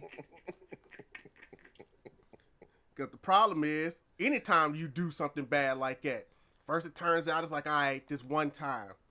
But then you find out somebody witnesses you do it. Now it's like, damn, no witnesses. now No face, no case. more people gotta go. No face, no case. But they gonna keep asking. But that's the thing though. Like, every time you find somebody, or next person is gonna be nosy. Like, hey, what's going on over here? Like, well, Absolutely. like, come on now. Like, it's gonna be out sometime soon. You can't hide it forever. Every No. person he And kept it gets feeding, they kept bigger. getting like, I swear I saw him last week. Y'all It gets so much bigger every time you feed it. It gets so much bigger that, like, at some point we're gonna have to take him outside, and then he's gonna be snatching people off the sidewalk. Like, Look, no. you need to be lucky he wasn't just literally just snatching everybody that was coming in the store when it became full. It's like, you know what? I'm just gonna take this opportunity to eat everybody in here. Who's gonna do anything about it? Got Got him. him. Who knows? Maybe he was smart enough to slide your realize. credit card through the back of the plant. Go on back there and slide it through the plant. But you know, Do it. Audrey II was probably smart enough to realize, you know, if I just start eating everybody that comes in this store, it's gonna build a reputation. They're gonna stop coming in here. Now I'm gonna get my food. They're gonna burn it down, probably. Yeah. Uh-oh. He's finally here. Well, look at that. Well, almost. Well, no, he's Almost. He's the usual Jasirii. Yep, there it is. There it is. Am I too late? No, You're we can't never see too you late. though. Not John Cena, bro. Like, come on, what's up? Pop in. And you know the vibes. Listen, son, y'all will never believe the amount of god dang traffic New York love giving off. Look, Major Attaway lives in New York. Hey, okay. Major Attaway knows better than to have a car. My goodness, sir. Listen, with the job that I have, Do you not know how many people kept saying Wait a that? minute, every Jasirii, hero I what's don't go- want to be. Jasirii, what's up with your camera, bro? This is- Goddamn, Elgots. You see, here we go. Here we go. Here we go. Here we go. We saw his. Yo, You know what? hey, yo, where your eyes at, man? We can't See see what each other eye happened to was- ah. What's going on? You know what? You know, we just shout out to use Squirt dropping the 5 we just use emojis the in the built-in chat. FaceTime gangster. There he is. There he You know what? is. And we're just gonna do this smooth, everybody. Ladies and gentlemen, Jasirii. There we go. Jasirii. This time he don't have his food, so we don't know what he gonna have today. Not yet. He just And- got home. But nah, Oh, Jasirii, we like I said, he's from New York right now. Obviously, you missed about more than half of the podcast. Yeah. But right now, we're talking about his role Off-Broadway in Little Shop of Horrors. Yeah. Because he is the classic Audrey II in that Off-Broadway show. And like I said, you got to come with it to be Audrey II because that's just... Like, you know how that aggressive energy? you gotta be here? Feed me! Oh my god. Feed me! Like, oh my god. Falsetto crazy. And then go right back down. Come on, what the hell? Oh my god. Oh my You know, gosh. one of the reasons that I like playing that character so much, there's this thing in stories that I like to be the character that is talked about before seen, because that's usually the person that is like ramping up the story, or Because that's usually the person that is like ramping up the story. That's or- probably Jasiri's What the side. hell just... We're echoing all of a sudden. Jasiri, is that you? I swear to God, that scared the hell out of me. Is that you? I swear to God, that scared the hell out of me. Is it me? who did Probably. It gotta be him. that? Wasn't doing it till you got here, sir. I swear. Bro, that's the scariest shit ever. Like, I just heard his voice out of nowhere. My eyes just like, wait a minute. Am I tripping? Am I tripping right now? So we all hear this, right? Like, I thought I was in a Genjutsu for a minute. The hell's this? I was saying, is the character that is talked about before he's seen, because he's going to have a really big impact. And so for me, there's a challenge in the pacing of the show. I have to make sure that by the time they get to me, that I'm adding the right amount of energy back into the situation. Because I know that my song comes at the climax of the act. You know, after I do my thing, we're gonna learn a little bit more and then go into the break. So it is like, well, I was commenting on the amount of energy you said. I have to come with a certain amount of, like, I don't get to start and warm up like the rest of the cast. So I have to meet them where they are and then push him higher. And to me, it's that is the One Piece is real. Like, to me, that's it's a really important part of the structure of the show itself. And so I take great pride in being ready. You know, I feel like I'm catching a baton and we're running a relay. I'm like, okay, you know, I'm that anchor leg before we get to the finish. So Yes. that's why I like the show so much. Okay, W notification for sure. Oh, absolutely. Yeah, we Here all come pose. they're talking about the white beard notification. I Yeah, know, yeah, right? come correct. I Oh, know. yeah. I know. But But nah, but that's what we were saying. Like, and you know what? And it doesn't surprise me because I didn't know at first. Obviously, once I started getting into your page and everything, when I seen, oh yeah, he does Audrey too. I mess with that because again, I like Little Shop of Horrors. I know. And knowing the energy that you have to bring, I'm like, you know what? It doesn't surprise me that Major Attaway can bring that energy. because he did it in Genie, and that's an energy type of character as well. Exactly. Yeah. So literally every character that he is made for is a big energy notification. It's got those different ranges. too. Oh man, talk about it. Fire. Talk about it too. I know. Be in the studio, be screaming. Oh, yeah. Some people they say they wish they could see what I was doing in the booth. Like, when I mean, you know, Twitch, TikTok, all of those things. When I capture me in the booth doing the thing, I think it's it would be fascinating to me, even if it wasn't me who we were watching. Like when I get to watch Mr. Wolverine, what's his name? Hugh Jackman. You know, watch him do like covers for one of his fight scenes, and he's adding in those sounds and things like that. I think it's so fascinating how the way I can let loose when I'm just trying to produce a sound.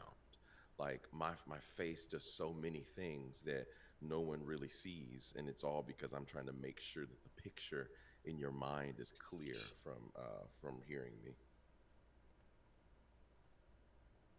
Thank you, Jay. Is that one? Was that one DJ Squirt? Yeah. Oh, yeah. That's the homie. That's the homie. It's the way how he said that. It was like, one DJ score. So question. Sound it out. Gotta sound it out. So yeah, but no, I love it, man. I really do. I have to remind myself to lean into the gratitude, in those moments where I'm very much doing exactly what I envisioned and what I set out to do in this particular time. So I have to make sure you don't forget. Yeah. Nah, I get it. Yeah. And the I don't want thing the is, moment like, to be especially over, and be like, oh, was that fun? Well, yeah, it was, but now I'm just talking about how fun it was instead of Yes. being in that moment. and that's the thing, especially like when you're in the booth, when you see, because it ain't like it is depending on what the project is. Sometimes you get the luxury of being able to be in a room with people, so sometimes you just gotta do that stuff at home and send it in. Mm-hmm. Like, do you just do yours from home, or do you actually get to bounce off of people whenever you're inside a booth? Oh, now, like when I'm dubbing anime, it's usually a pretty lonely process, if you will. Like, I don't see me in a negative way, but just I'm usually either like the first voice or the last voice that they record. So if I'm the first voice, then it's just me versus the Japanese voice. Like every other person that my character talks to, I'm responding to the Japanese instead of the English. And even then, like I can count on one hand. I'm sorry, I wasn't really answering the question. I can count on one hand the amount of times I've gotten to share the booth while recording a voiceover. Like I've gotten to share the booth some when singing, doing some choral gigs and things like that. But normally, it is just me in a booth. Now, especially when I do stuff from home, that maybe might be on the higher end. Then it's just me, and I'm my engineer as well.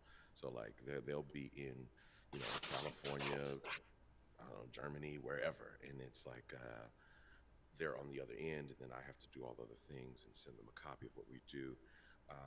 But there's some fellowship when I go into the city here to do like Pokemon or something. Then I get to talk to the people who are working at that studio.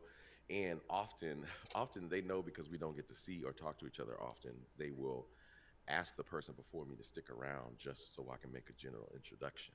The other day I got to meet, hold on, let me, Yeah, make sure you don't mess the names up. oh yeah, I don't want to say people's names wrong. Goodness gracious. Voice of,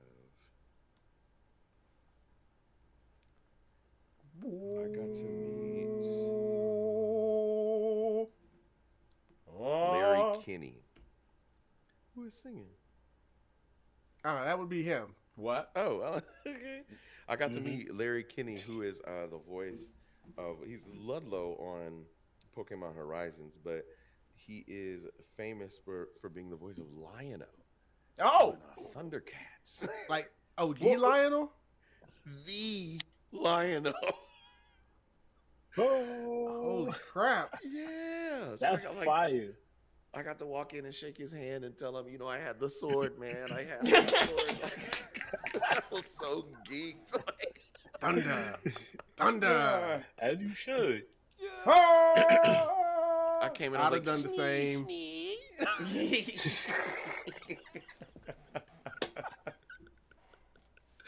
Yeah, it was great. So when we get to be around each other, I take full advantage of saying hello and soaking up that fellowship, for sure.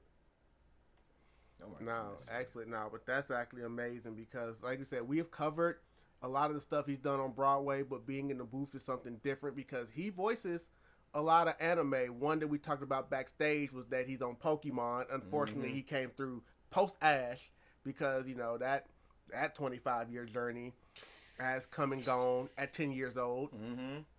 Yeah. Oh, and I've been auditioning for Pokemon almost 10 years. Get out. So it could have happened. Correctly.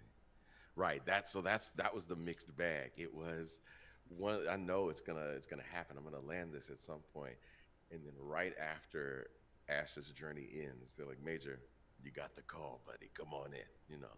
And so I'm like, it's great. It's great. And I'm still so honored. Now, I was in a movie with Ash though. Now that I think about it, I did do Pokemon Secrets of the Jungle, which was a Netflix movie, and I voiced a couple of Pokemon in that, and one human who got really manhandled by the Pokemon. But don't tell me they side character you, bro. That's what you said. Yeah. But yeah, still an honor to be a part of the franchise. Absolutely. Yeah, just blows my mind. Riding the school bus in middle school, singing the Poke rap, not really playing the game the right way because who has time for that at that age? I was just like, my hit points are higher, I win. That's it. But definitely had. Yeah, it holds a special place in my heart, and so does One Piece. One Piece has been like, because I'm from Texas, and so at the time it was Funimation. Their offices were there, and early on, well, One Piece technically was like my first anime job. That and an episode of Space Dandy. I'm on a single episode of Space Dandy as a Ton Travolta, and that was pretty great. But my first session ever was U Rouge in One Piece.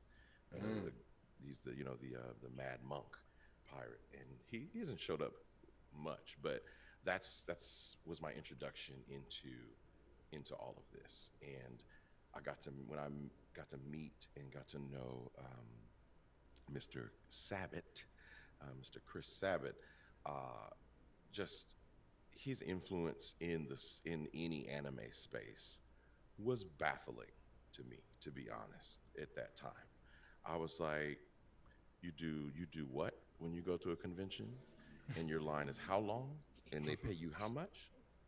And then I saw his office. He has his own studio, in Dallas, Okratron 5000. And early on, I was like, I voiced like a T-Rex or something in Dragon Ball. Shoot, I can't remember which one. Dragon Kai, maybe, I think. And I got to, I went there, got to see his office, and it's full of just Vegeta and Piccolo and now All Might stuff, and it's kind of mind blowing. It's just the inspiration is so deep. I was like, and so every time I'm in the booth, that energy is there. I'm like, yep, that's the energy we're serving. That's why when we scream, I scream full out. I'm not pulling back because this is gonna live forever. So I have to bring everything I have in the moment to that, so that y'all get what I'm trying to do. And I love this job. It's their job I'm a nerd, and I love it. Right. That part. That's fire. For everything to come through. So that was his introduction into anime, but you know what? We're glad you're in that anime space now. Because obviously we are a bunch of huge nerds here, and we're a bunch of big anime fans. As this man gets up and he turns around and he poses, because we're going to go ahead and get him ready, because I know that's something he's going to want to talk about, because you played a fairly prominent role on an anime that's really big and very popular, and I know it's something that definitely gets his attention a lot, because you played the role of Arcadios on Fairy Tail. I did. That was one of my early jobs too. Cause that was around the same time as U Rouge. Early on. Oh my gosh. I have to save Princess Hisui. Oh man. And you know, this guy is a unique situation for me. He's one of my favorite characters on my list, and that is because not only was it one of the first larger roles that they gave me, um, I thought he was super cool because he, unlike all the other people in that world, wasn't rocking a huge set of powers. You know, he wasn't like obviously one of the strongest people, but could still handle himself. And the last part is that I didn't get to finish this guy. So when I got cast in Aladdin, I moved and had to move to New York. I was still working on a few different things. I was working on Fairy Tale. I was working on a now defunct video game that still hurts to say out loud, Battleborn. If you guys have ever heard of that one. Battleborn. And look, okay. Side note: Battleborn came out the same time as Overwatch, and they butt heads before they ever, even got to the market. And I was pretty much like the Winston of Battleborn. Like, you know how the game Overwatch starts and Winston talks to you, teaches you how to do the things. Mhm. That was me. In Battleborn, I voiced Galt. I had the ship that you flew on in the game was my ship. I was an unlockable character, had weapons like Roadhog. Oh my God. So many things was happening with that. But when I moved to New York, they had to finish this role and they didn't have time to get me in the studio because of my rehearsal schedule. So this is the one role that I have that I've split with somebody who I think just may be a little as cool or cooler than I am. And his name is Gabe Kunda. Ironically enough, I voice Queen in One Piece. He voices King. So we still work together. Y'all are And linked. right? Linked forever. There That's are cool. games he's in that people hear his voice and they tell me congratulations. I'm like, well, let me go check my mailbox because I don't have that check. So it's because it was him. So yeah, but no, I love Fairy Tale. Gosh, and the Fairy Tale was one of the first shows that I got into because I was in it. And for me, that was mind blowing because that was a dream come true to, like growing up, like sitting there watching like Gargoyles and things, Static Shock. I was like, I need a day Both where goats. I can watch a show that I'm in, and this was like the first one for me where I had an extended character arc. And yeah, so Fairy Tale has a place in my heart, that's for sure. Love that show. Yes, definitely love to see it. Fire. Because like I said, Fairy Tale is very, very popular, and like I said, I think I remember reading you did. They say what was it, like 38 episodes or something like that. Yeah. See, I do my research. He was my biggest role to date. Like, Queen has outdone him. I've just over 100 episodes of Queen, but he was my foot in.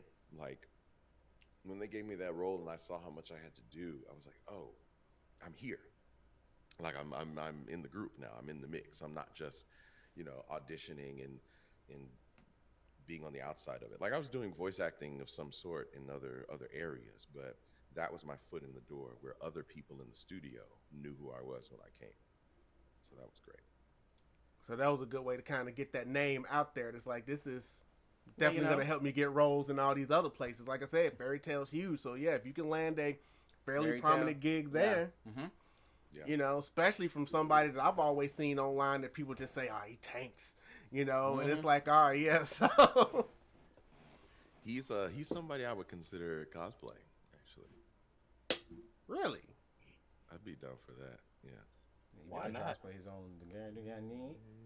I mean, you have the voice down. I'm just saying. Come on. Oh, can we take a side note? Because since I remember to say this, Sure. earlier we skipped the cosplay section, right, of the podcast because, like you said, I'm not a cosplayer per se, Right. Yes. and I wanted to say ...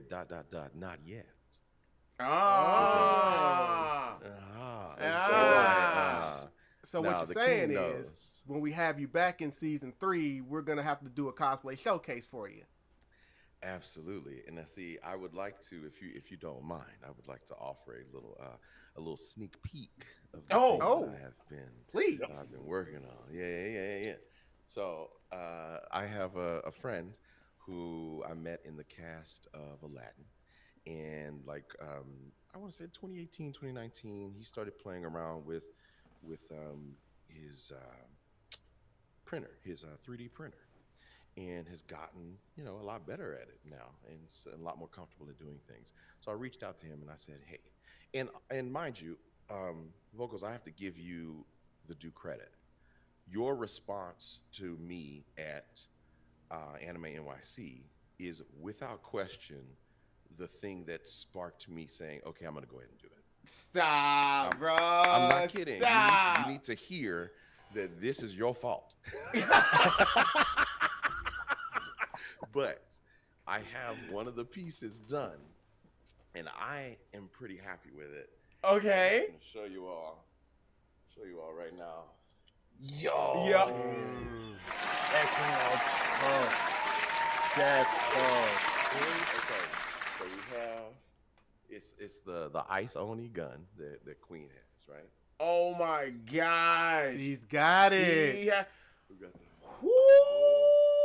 Ooh, I'm about to make a name for myself today. Wait, so you got Look at him right now. All he's missing is the cigar. Wait, oh my goodness. We yo. just need a ponytail and a cigar. That's all we need. yeah. Oh my goodness. Where's Chopper when you need him? That's going on. I know, Chopper got to save That's these going people. on. That's tough. That is So, dope, we are bro. pretty happy. It even opens for storage. Free t-shirts! Free t-shirts! T-shirt for you! That's a great promotion right there, boy. I know, right? So I had to let you know, thank you, because you inspired me to go ahead and pull the trigger. Nah, honestly, bro, thank you, because like I said, for the audience that don't know about the backstory about this, right? How the interaction was, it was just like, what was it? Saturday? Was it Saturday that night? Yeah. Yes. Saturday? It was Saturday. Saturday was because it was the One Piece meetup and stuff that was going on.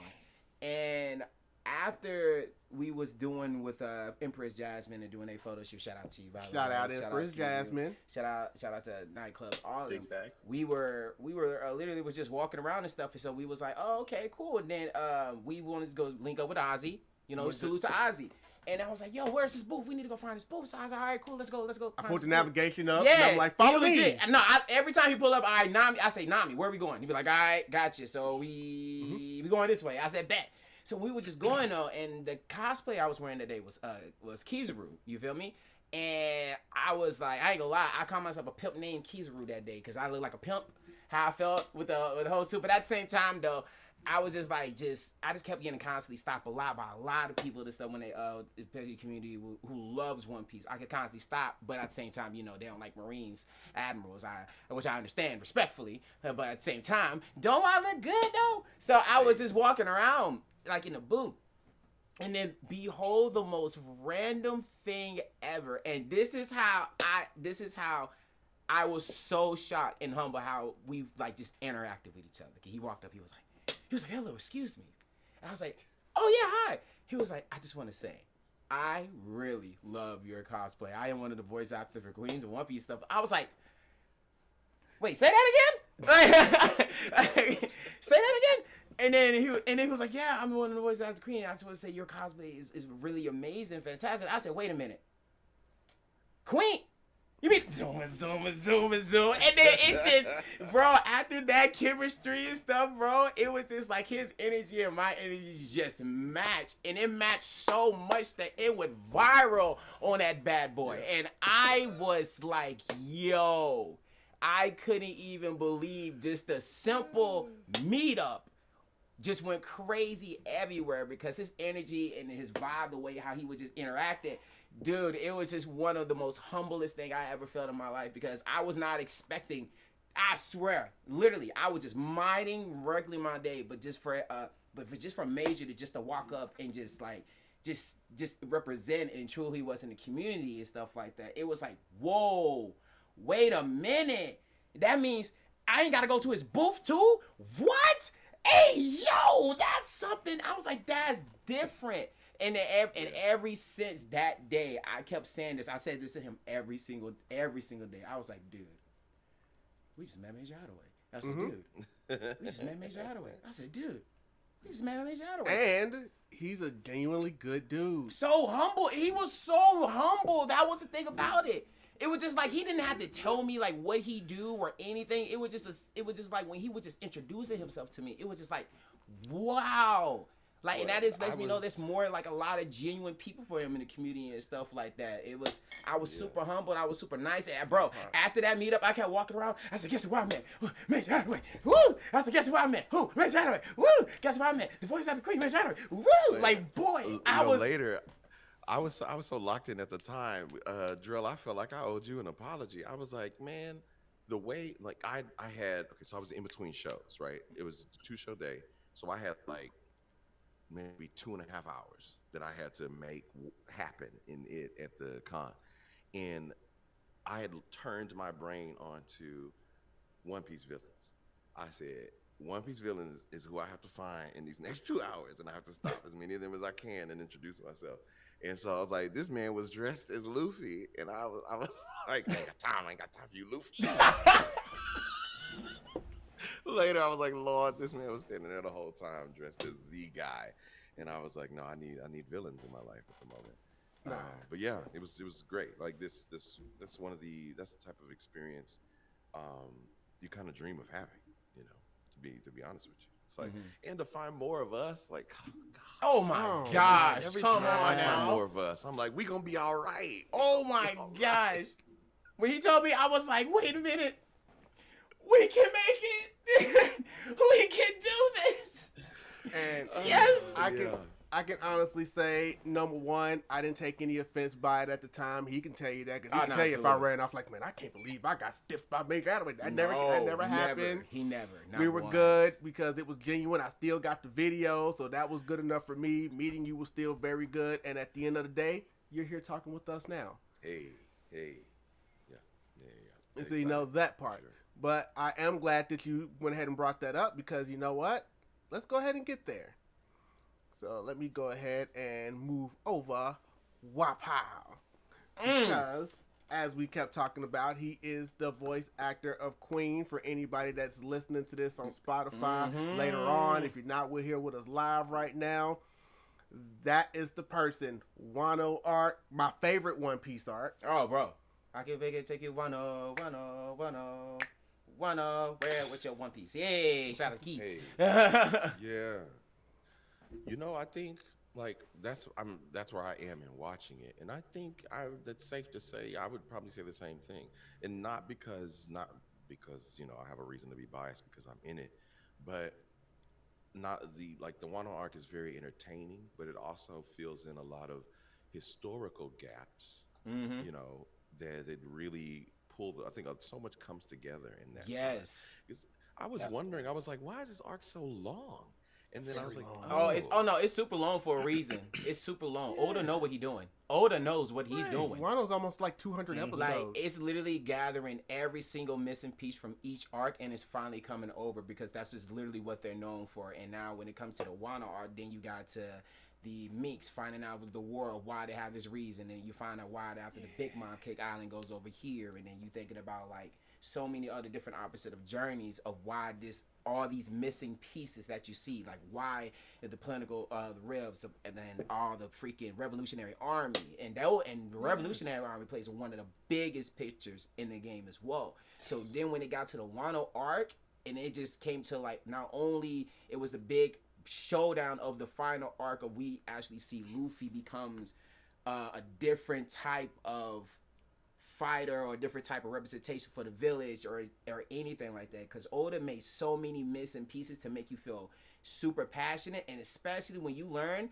that they come back, they are from the legit future, and they just, oh my gosh, when you learn that and they just come back from the past and to take revenge from oh my god, from Kaido, it's always like a missing piece when it always comes to Wano, and Wano was just like one of like the final taps of, okay, we're going to have the worst generation versus the Empress of the Sea. Now we got all the missing characters putting all here in one. Now we got the now we got the minks fighting the Big Mom pirates. Now we got the Beast Pirate versus these type, and then we got the White Beard Pirates coming in as well. It's like so many missing pieces that definitely Wano brings together, and it plays a big role into a lot of historical events. And you also got to understand that, like, as far as like the story leading up to Wano starts all the way back at what, Punk Hazard? Yeah.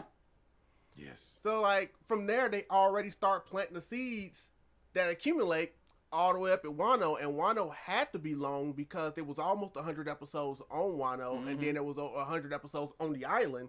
You gotta think, what, it was like 5,000 troops over here, like 30,000 over there. You gotta think about it. It was over 100,000 people on that one small island, versus what Luffy had like 60,000 or something like that when he came with his men, and it was just like.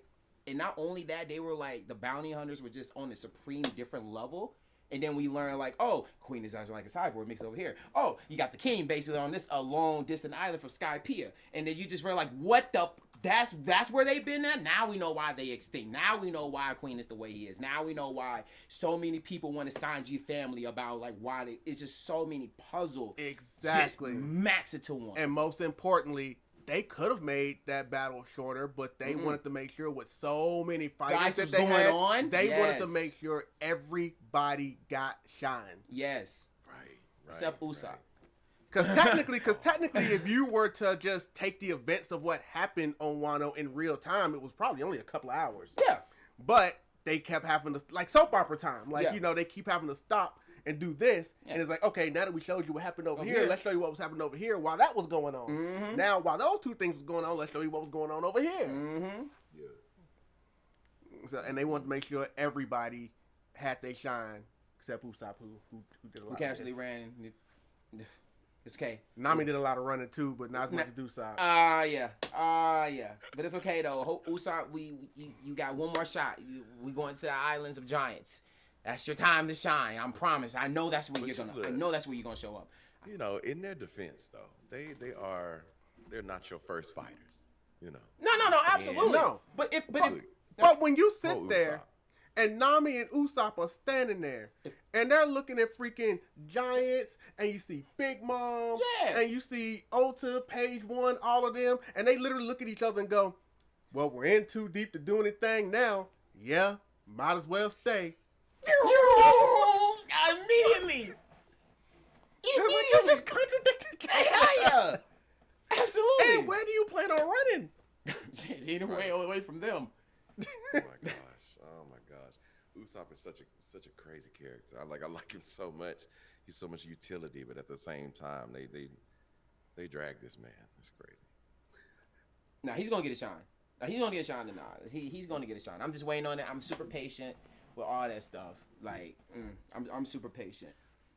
I do love his character arc. Like his, I mean, I love all of their character arcs for different reasons, of course. But I'm like, I don't know, the intensity of his. You know, the shame. I think it's cool. Anybody who fought Luffy, anybody who is like, I'm with you, but I am my own person enough to stand up to you at the same time. Are we going back to the fight? Are we going back to him basically saying, yeah, screw you. This boat's mine stage. Yeah. Oh, yeah. Oh, that's where we're going. Oh, okay. And you know what? That's And why like I'm Batman, I got Usopp prep time. and So Sanji. I know, but that's like the only time Usopp really came in like, I know this and all your weakness and your strongest point, and I knew I wasn't going to win, but I'm going to let you know how much I can just put damage on you. he also knew that Luffy wasn't going to kill him. So that's also another reason that would make you more willing to go into a fight. Like, I know I'm not going to die in this fight. My man used all type of impact dials on Luffy. That. Oh, and look, and speaking of Usopp, one of the episodes I just watched in Wano, this man has an Audrey II bullet. He shoots Oh, yeah. one of his things. Yeah, I can't remember which one it's called, but it popped out and I was like, ah! I got so excited. I was like, that's Audrey II when he tried to take out old dinosaur girl. Right. And hey, look, to be fair, he tried. Just like him and Chopper tried to take down Big Mom. They did, and they thought they had her for a second. And You until know, they realized they I mean, didn't. thought- Talking about the same people thought that General Frankie would do something to Big Mom. If it's the Jasirii, same what you got Frankie on that that pretty much plate? stabbed them folks in the back. Hey, let's combine machines. Pew, boy, when I saw Nah, that. it's only one seat, bro. Oh yeah. Okay, so when I was still catching up, my my cousin is my anime anchor. I got and so he even knew when I auditioned for Queen. He's the only person that I call, right? And he was fully through all of it. He was caught up, and he was like, "Oh, you gonna get that?" I was like, "What you mean?" He says, "I've been listening to your voice my whole life, and of all the characters, that's you." And I was like, "For real?" And he said, "Absolutely." And so I was so happy when I could call him back to say that. But he is the one who like prepped me for that energy and got me excited about what you just said. I was like, "Oh, it's it's so good, so good." And the energy is so good. And I can tell you another thing that's really good right now. Do we have to take this time to play a little game that we like to call What is Jasirii Eating? Yep. Oh yeah. What's on that plate, Playboy? Take it away. Take it away. There you go. What's on it this time?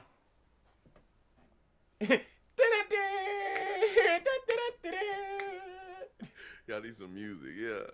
Sorry, your and his volume. mic out. Your mic is gone. Your mic is off. Your mic is gone. Nah, your mic's going boo, boo, boo. Hey, everybody, boo this man. Hit. Boo. There it is.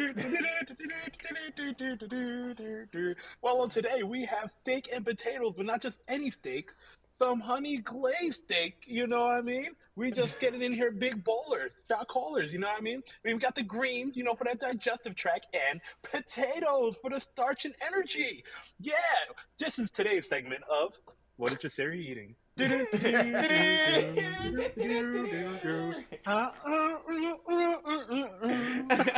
I who would made say that we would plate? get him better music, but I prefer him to do it himself every time. Oh, the custom track is where it's at. The custom He track. keeps a plate on this podcast, so we let him shine. Trust me, that's why we was like, all right, we're gonna see what he gonna be eating today. It's only a matter of time. That's great. There's a great meal prep. You threw that right as soon as I got in the house. I was like, but toaster oven, boom, straight over here. Oh no, and you didn't have to put that in the chat, by the way. Once your camera went down, I already knew he's finna go get food. Because it happens every time. Listen, I didn't want Major to be thinking what happened. We had technical difficulties. Oh, we'd have told him. The technical plate. He's getting food. He's fueling. What, you tell him what? We got bad news? Bad news? More bad news? You guys have more bad news. Yo. I love it. Baba Nuki, top 3 pains in my ass. Yo, son. Yeah. You got it. Oh, and would you like to know how I came up with his voice? Yes. Please. Go for it. Yes. So I was told the director said he's a middle child. So that is the energy I want behind whatever voice you come up with. You know, a little bratty. That's why he forces all the people to watch him perform and things like that. He says, but I want him a little New York as well, with his fierceness. You know, like he's a mad scientist, but he's so good at it that he's like playful. You know, the way he plays with people's lives. So he is a version of Tone Loc, the rapper. Funky Cole Medina. But he's what did I mix him with? He's Tone Loc as I think it's those 3 things. Tone Loc as a New York middle child. So he's but bratty, but also has the power and has that rhythm, that push in the front. And I mean, sometimes, you know, I would add in. I was like, I try not to go too I mean, there's a little Joker energy, of course, because of the using potions and things. Joker and I try not to sound too much like him, but Shredder as well. Mm. Uh, it's kind of like those three things. You know, Mm. those Super OG insolent gangster. turtles. And so it's, Hey. yo, sup, it's Quay. You know, he's a little more open, he's a little more relaxed. And then the way he jumps, you know, the octave things. I was inspired by just listening to the Japanese version, but because he was sing songy, I knew that I could do that too. So and I like to play with that up there. So I could just play around with the extremes of him going, yeah, call what, go away, I'm taking a break, and then things happen. He's like, whoa.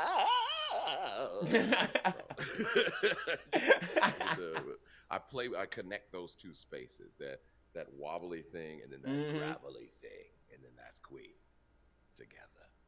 Yeah. Hey, it's a lot of inspirations molded in, and that'll definitely give you a unique voice. So Yeah, because it's affected by the storytelling too. Like what happens in the story, I'm like, oh, okay, he has to grow, or he's never been this angry before, or or he speaks differently to King than he does to his subordinates. So all of those things affect every moment.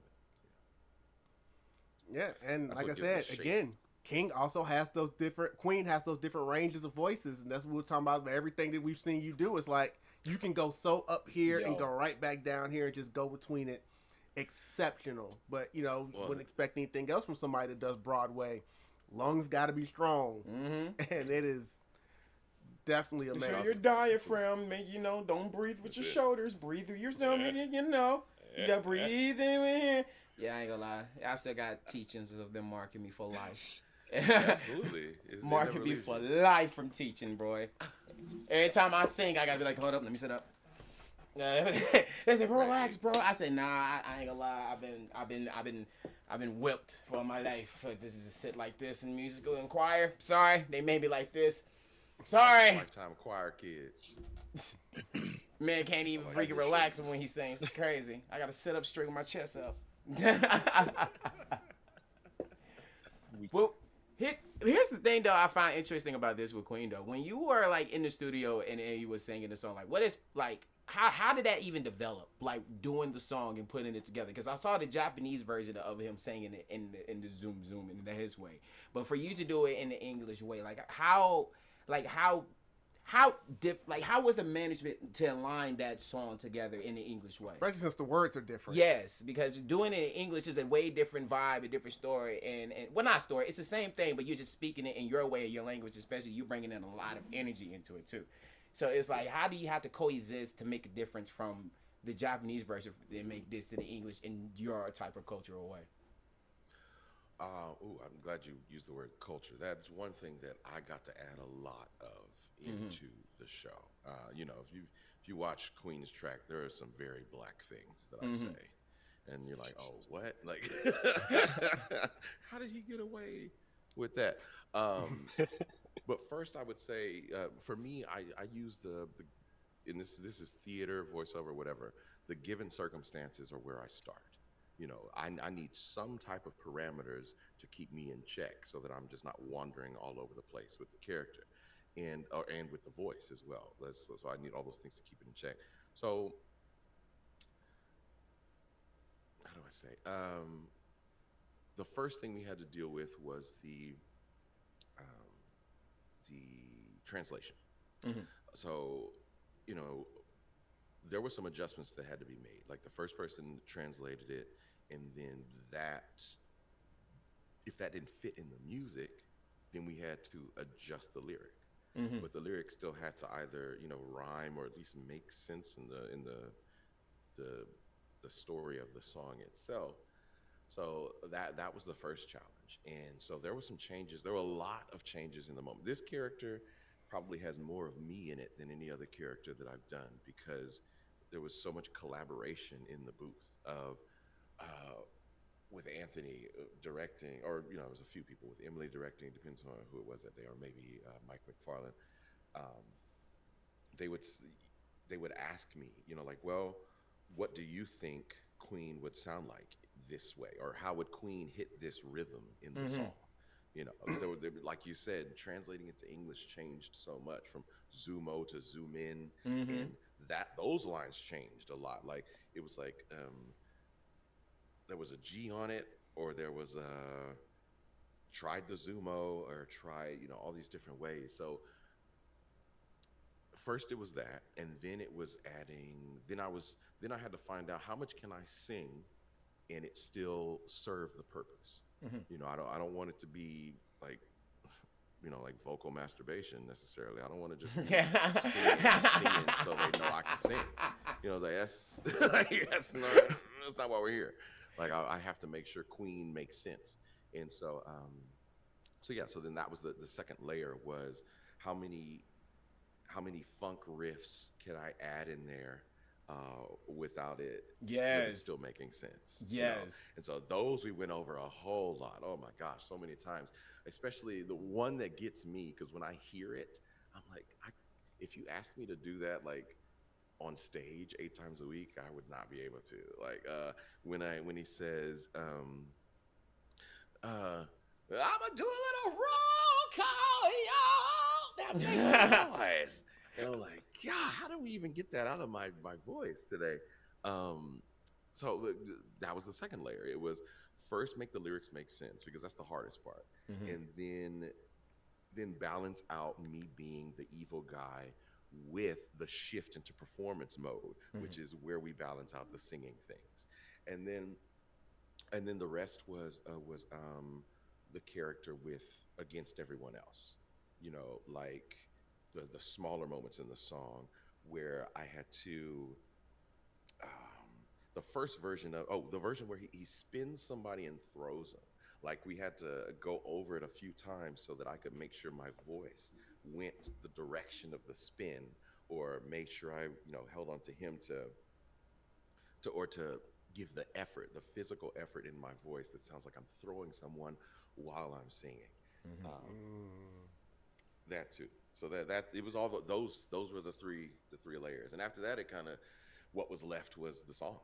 So yeah, and that took the longest. It easily took the longest. Like he gave me extra time. Like we planned a whole second day so that I could play around. Like we usually do 3 to 4 hours of recording at a time. You know, and so that's a lot of voice, I was about to say that's a lot of screaming and using like falsetto in it, and especially with your ref. Oh my gosh, that's a lot of dedication. My goodness, for 4 hours too. So like, do you have to drink honey after that? Oh yeah. And like, well, what I do is I had a voice coach call them vocal naps, which means I make no sound for the same amount of time that I'm making a ton of sound. So if I have that 4-hour session where I'm screaming for 4 hours, there's going to be another 4 hours of that day where you don't get to talk to me. Got it. Like, balance. Got you. It's balance. Yeah, I'm literally giving myself that time back vocally. So like on the trip there, which is, you know, in Dallas, it would be an hour drive from Fort Worth or whatever. On the trip there and on the trip back, we're silent. Like I'll listen to talk radio instead of music so that I don't. So you don't, AM radio. Yeah, I'm sorry, because you know, it's black folks. When we hear something, we like go crazy. I'm sorry. I got to. Don't let it be a funk hit, a Frankie Beverly. Before I let you go. Yeah. Let me chill. He said, hold on, the soul coming out. Wait a minute. Nah, I can't even react to And none of that. mind That's Can't do it. Sweet love. And every day we're taking the things we need to. Like I'm ingesting ginger and turmeric every single day. Sometimes bromelain, which is a pineapple extract that helps with swelling and things like that. So I feel more comfortable being able to scream and push, because I know that, you know, I'm drinking a gallon of water. I know I'm taking in all of these things that are going to let me reset as much as possible. So yeah, it's wild. Ooh. I love it though. mind you. Now I So, see like, this because is in the why, studio, you know, because I be seeing some of the we work clips and on it. stuff. Boy, I be hearing your voice be powerful. I'm like, damn, I'm loud, but that's a different story. I know I'm loud, but he can. He's a saying for real. That's And imagine every line you hear on the show, I've done at least 5 times. You know, wow. every single thing you ever Gotta get the hear, best take. at least 5. You know, like sometimes 10. Sometimes I'll do it that many times and then walk away from it. Now, mind you, my goal is to be like, it is rumored that the father on Rick and Morty, Jerry, Yeah. that man is a one-take wonder. They said more than anyone, he walks in and when he says a line once, it can't get no funnier. So they just leave it. And so my goal is to always be a one take, you know, like if you can. Usually I stick to 3. Like I'll give myself 3 takes. The first one, which is what I'm trying to force it to sound like. The second one is free because I'm don't try and match anything. And the third one is a safety. And then I try and make that the way I move efficiently through my sessions. But with Queen, we got obsessive. We were like, it has to be, you know, like he's such a big character in this arc, and he's such a big character for me that I was like, let me try it again. Let me give you another one. Let me give you one more option. One more. You know, Fall into that Oh, trap. nah, I get it. Nah, I get it. I fall in that recording session too. I get it. You're like, As soon as I be like, I can do nah, it better. I no, can do it better. nah, take that off. Take it off. We're gonna do this again. All right, We doing that's this right here. perfect. Well, actually, maybe one more. Yeah, nah, Yes, for yes. real. For real. Yeah. I don't know, because I feel like, I don't know. I feel like that's kind of like the OCD side of us a little bit. Yes, I'm not we gonna do lie. it a lot. I feel like that's legit the OCD side of like creating content and to make sure that that's what you're truly, like what you're putting out there. It's a representation of you. Yes, it's like, am I making this That's it. exactly the way how I want this to portray? Like, no matter how many takes it is, one of these are going to be the best one. But I just want to make sure that this is just the one. And that's. I feel like we got that bad. I feel like we got that bad, but we just want to make sure it's right. Look, there was always a story of Michael Jackson when they mixed Billie Jean. They mixed it, I think they said over 100 times, maybe even close to 200 different times, just mixing the beat, only for them to go back and be like, "Oh yeah, take number 9 was the one." That's crazy, isn't it? Because you just never know. That means that way back then it was like, "That's it," but let's keep seeing if we can exactly get it better. Mm-hmm. That's exactly it. Like, look, even today in the booth. Today I was in the booth, and I was doing. It was a pickup session, so that means they call you in, and you're not doing your normal long session. It was an hour. It was only an hour long, and I had, honestly, maybe five cues as my main character, and then they wanted me to do some walla, which is short for with all voices, which is background stuff. Like, I always use the example. I said, he's like, you've watched Attack on Titan, right? Yeah. Mhm. It's Okay. like, walla is all the people that get eaten by Titans. Everybody who don't make it, that can't run fast enough. That's it. That's what you do. You come in and do a voice where you get eaten and stuff like that. But even today in the booth, there was a moment where my character needed to say 2 words. 2 words. And I probably did that 20, 25 times because I was like, I would do 3 passes at once. Who are you? Who are you? Who are you? Who are you? Who are you? Who are you? Who are you? That's some Invader Zim type shit. I was like, did we get it? And she's like, oh yeah, the second one was what I wanted. I just wanted the safety. And I was like, He's I did. You said mean the what? second of the 22 that we did? Okay, like, what? cool beans. You said a second? You said a second? What?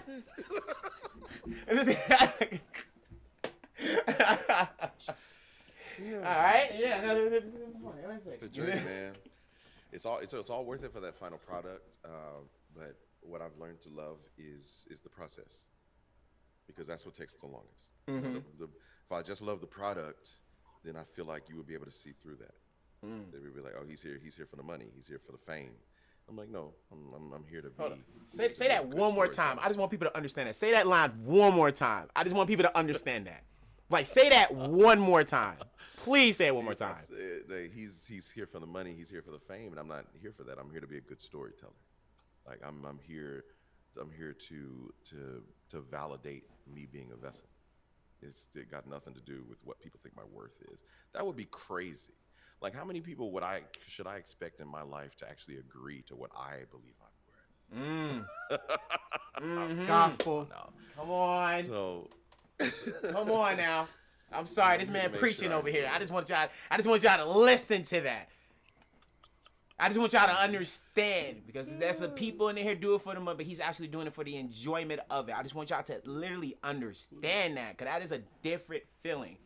That is a different feeling. I'm sure the money's nice. No, but, yeah. absolutely. But if you're doing something that you passionately money, she love, great. though, She cute. She real cute. like, yeah.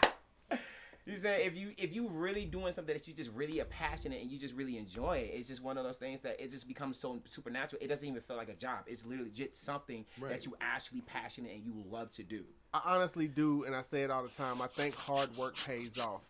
And when I say hard work pays off, I'm talking about more in like a content creation space.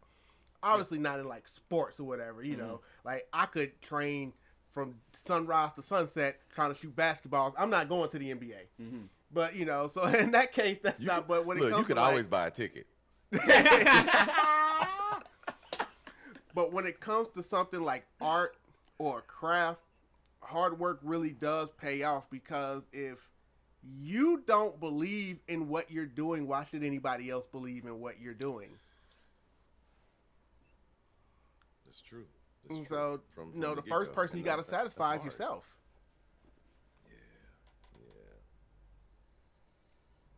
Yep. That's what I'm here for. But that's for all you suckers out there that I understand it. Yeah, suckers. Oh, my God. So I had to let them know. Gotta let them know.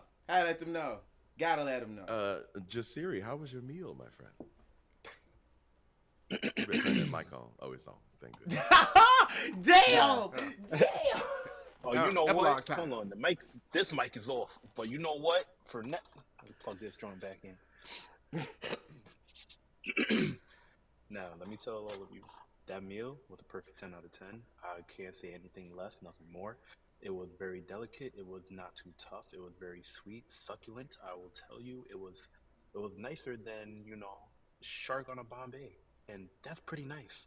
So I just want to let you know that this was a great feeling. All right.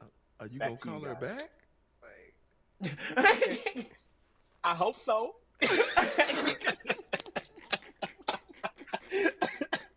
I'm going to translate everything Jasirii just said. Give me my sponsorship. That's it. There it is, right You there. want to. You know you want to. There it is, right there. It's like, look, it's until he starts doing the content of going to restaurants and they're giving him free stuff to come in and say, hey, we'll invite you here. We just had this new dish here. Come on in and make some content I on fully it. support content for you going to like all the anime restaurants you can find. There's That's a one actually a piece goal. restaurant. That's not actually a too goal. far That's a from goal. No, here. we were actually was talking In about Brooklyn? doing things like that. Actually, Yes. Yo, I love that spot. I did. love that No. spot. I looked it up because my cousin was coming, and Luffy is his favorite anime character. So I was like, we're gonna go here. Little did I know how close I lived to it. I was like, the Uber is $10. I was like, what? I live super close to it. I was like, And one more time for We the gonna people in the talk back, off of this because because I feel like I know the exact area that you're at, because they'd be parking 2 blocks over and everything is affordable. So I need 3 of them. I need 3 to 4 of them things. and like I said, real quick, because we were all kind of talking at the same time when it was said. So one more time for the people in the back. What's the name of this restaurant? oh, I didn't even say the name because in my head it's the One Piece restaurant. It literally is the One Piece restaurant. Well, is that what it's oh, called? it's legit called the One Piece Restaurant. No, it's got to be something better than that. Hold on. He said, "Oh no." By the way, guys, this is just for personal enjoyment. Whenever we're in town, this restaurant is not sponsoring us, obviously, because we don't even know the name of it. Correct. But maybe one day. Next time, baby. Oh, Brooklyn. Cushy Asian fusion. That's it. That's it. Okay. Cushy, Asian, or cushy? Cushy sound nice. Asian. Watch out now.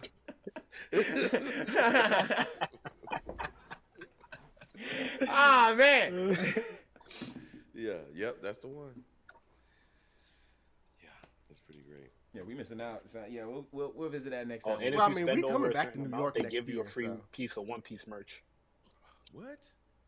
Yeah, if you spend like $40, they give you like this little. I got this from the One Piece restaurant, and this is just from me and my friends because I wanted to treat them. And I was like, "Yay, I got one!" And this was the very last one.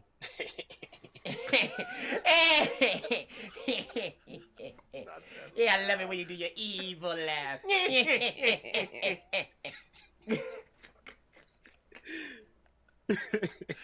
That's great. Well, we gotta go then. That's done. We gotta go. Yes. We out. I mean, y'all are already up there, but we're going to be coming back to Anime NYC, so we'll be up there. And when we come up there, we're hitting y'all up. We'll make that We're going trip, to the yeah. One Piece restaurant. We're going to record it. We're going to take matters in our own hands, and we're going to force them to sponsor us. Absolutely. And I'm planning on not even just con. I am planning on Word. going up there in New York to shoot a video with a person down there. So please look forward for it in the future. Just More in the traveling future. next year. We got It's big a lot things. it's a lot of traveling we're doing next year, but by God, from our soul, we deserve this break because Lord, we've been moving a lot this year, and this is one of the years where we're just like, bro, I'm not gonna lie, I can't wait to just relax and stuff because this year has legit been the definition of holy shit. We gotta go where now? Holy shit! All right, okay, all right. Now, That's great, holy shit. Okay, all right. Let me put out for this. Okay, where next? Okay, all right. What's the due date? Good. Okay, cool. Let me It makes me happy to hear that you are exhausted from doing things you want to be doing.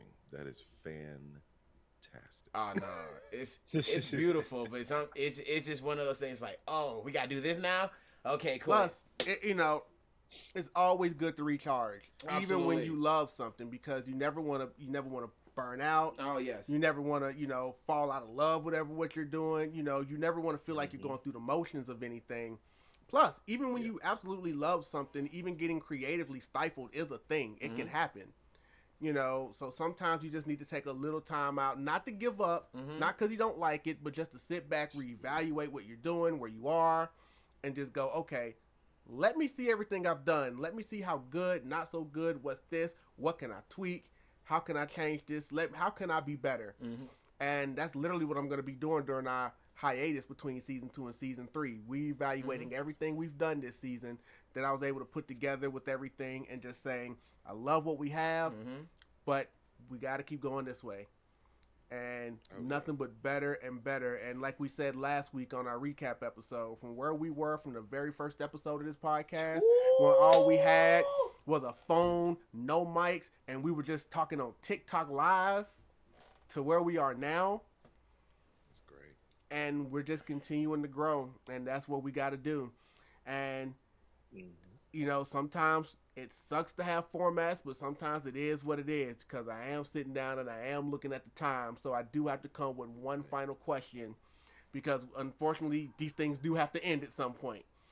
Good, And good. I just want to ask, how you feeling, Mr. Attaway? Just about coming, chilling with us, just being able to chop everything up. How you feeling tonight? I feel great. To be more specific, this was needed, definitely. I like you. I don't know how to clearly articulate how much I really was looking forward to it. I mean, even the fact, like the introduction to it, the fact that I reached out to you once I discovered that y'all were doing this, I was like, I'm free.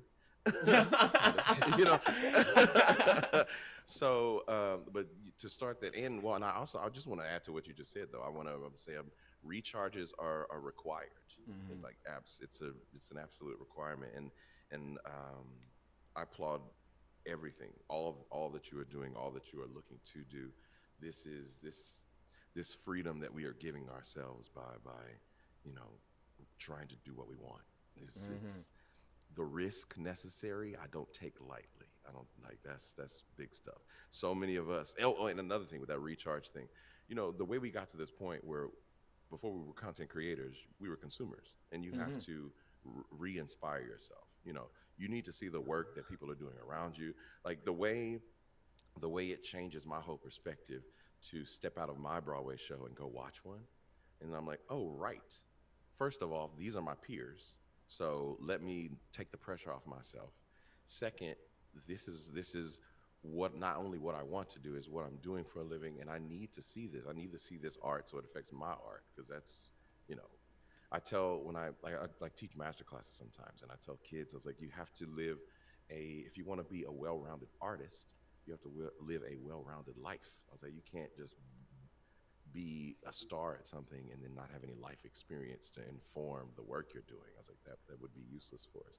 But all of that said, the way I'm feeling overall is good. I mean, there are days when, you know, I'm terrified at the fact that I am in charge of my fate most of the time when it comes to this, how much energy I put into this work.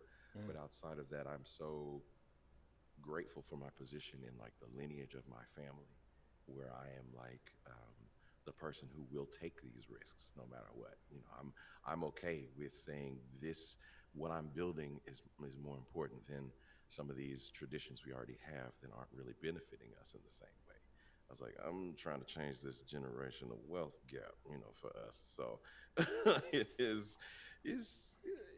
it's hard work out here, but this is the life I wanted to lead. So I'm happy about it. And I'm so glad that we had this moment. So happy to meet y'all and expand my blurred database, if you will. Oh no, don't worry. Oh no, like, I'm great at that. I'm gonna kick it out. Nah. I'm great at that. I'm gonna tell you that right now. Oh no. I'm accustomed to being the token in most Why is everyone situations, and so the fact that is slowly deteriorating is something I'm eternally grateful for sure. Nah, I will honestly say this before you go. We are actually grateful and we're highly blessed that you actually taking the time out of your day to really come by and sit here and talk to us, bro. It actually does mean a lot. Because I say this to people, everything happens for a reason, especially to meet up in New York and the way how we interacted and how everything was just so natural. It wasn't even just like no weird. It was just straight natural vibes. It was just energy. Because everybody knows in the community, I am a hype, loud person, and to meet somebody else who was on the same path, and not even that, but more, it just made everything much more better and comfortable for me. And especially when I saw you posted on TikTok, and it just expanded everywhere. And then when I was like minding my business one day, and I got ran up by a lot of people, they were just like, "You met Major Attaway?" I was like, "Huh?" I was like, "What you talking about?" And I was like, "Yeah, I met him." Like, "But what you mean by that?" They was like, "No, bro, you going crazy on TikTok." I was like, "Huh? What you talking about?" I went over there and I just saw the page and I just see everybody just reposting, and all the friends were just going nice and crazy, and they were just like, "Bro, you did?" And I was just like, "Bro, he's just a nice and amazing, honestly, fantastic guy." And it's not a lot of people, I can genuinely say this myself, and I've been in this community for almost a good 2 years and a half now, meeting somebody who was genuinely passionate and doing what they absolutely love to do. And you meet the person who was giving you advice and showing you the growth and showing you that, bro, I am one of the few people who was making a role for us, and it inspired and pushed me a lot more to be in the creative lane that I be in. And we just so happy and more blessed and praised that you're actually here in front of us to display to show that to the world, man. That means so much to us, bro. Absolutely. Appreciate y'all very much, very much. Flowers all around, baby. Flowers all around. Oh, absolutely. Nah, because I ain't gonna lie, we're gonna have to hang out. I've seen sometimes with like a restaurant or something. We gotta have like we come to New York. We gotta link up. We gotta talk. We have to talk behind the scenes, bro. We gotta talk a lot behind the scenes, bro. Because it's more to come. But bro, thank you so much, man. Thank you so much. Now I can tell all my friends, be like, "Hey, man, I just like this now." Yeah, hey, we're like this now. I can say that now. I mean, it ain't about bragging, but I get what you're saying. Come on, nah, because that's just what it is. But I do want to go ahead and take the time to say, yes, thank you again, Major Attaway, for sliding through. We highly appreciate it. We're glad that you actually wanted to come on because, again, we're just a bunch of nerds at the end of the day.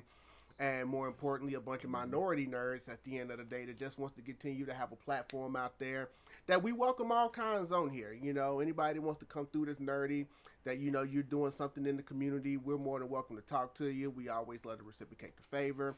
We appreciate everybody's been on this journey with us in season 2, because this is, the again, final! the season 2 finale of the podcast is real. The One Piece is real. We're gonna get his voice to say that. We're going to find Whitebeard. Yo, we're coming for you. We're gonna find out what kind, and we're gonna get you to record that voice line. We're gonna get it because that is definitely required. But thank you everybody that's come out for season 2. Jasirii for coming to join the podcast. As always, my nephew, co-host Vocals, for being a part of it. Again, VIP Panda. You know, she wasn't here for a long time, but she was here for a great time. And as I said last week, don't be sad because it's over. Be happy because it happened. You know, today she actually announced that she's about to completely just shut down her Instagram. She's already said this is her final post. She's on to a new chapter in her life. We're all for it. We're here to support her every step of the way. And for everybody, again, we'll still be around, but these podcast episodes. Like, again, you'll catch us doing maybe some gaming, maybe like a bonus thing here or there. But for the most part, it is definitely a hiatus. You mean if we be posting? Yes. If it's good. Yeah. If it's good. Yeah, I think it's time because season 2 is over. So we got a message for everybody.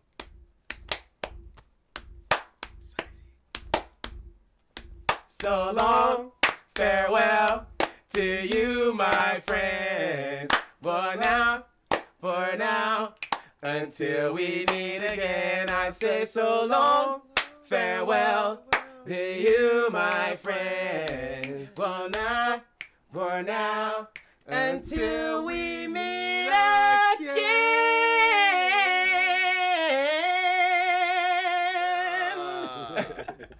Yes, sir. We love you all. Yeah, have a blissful night. Please be careful out there. And we will see you guys in season 3. Season 3, baby! Yeah!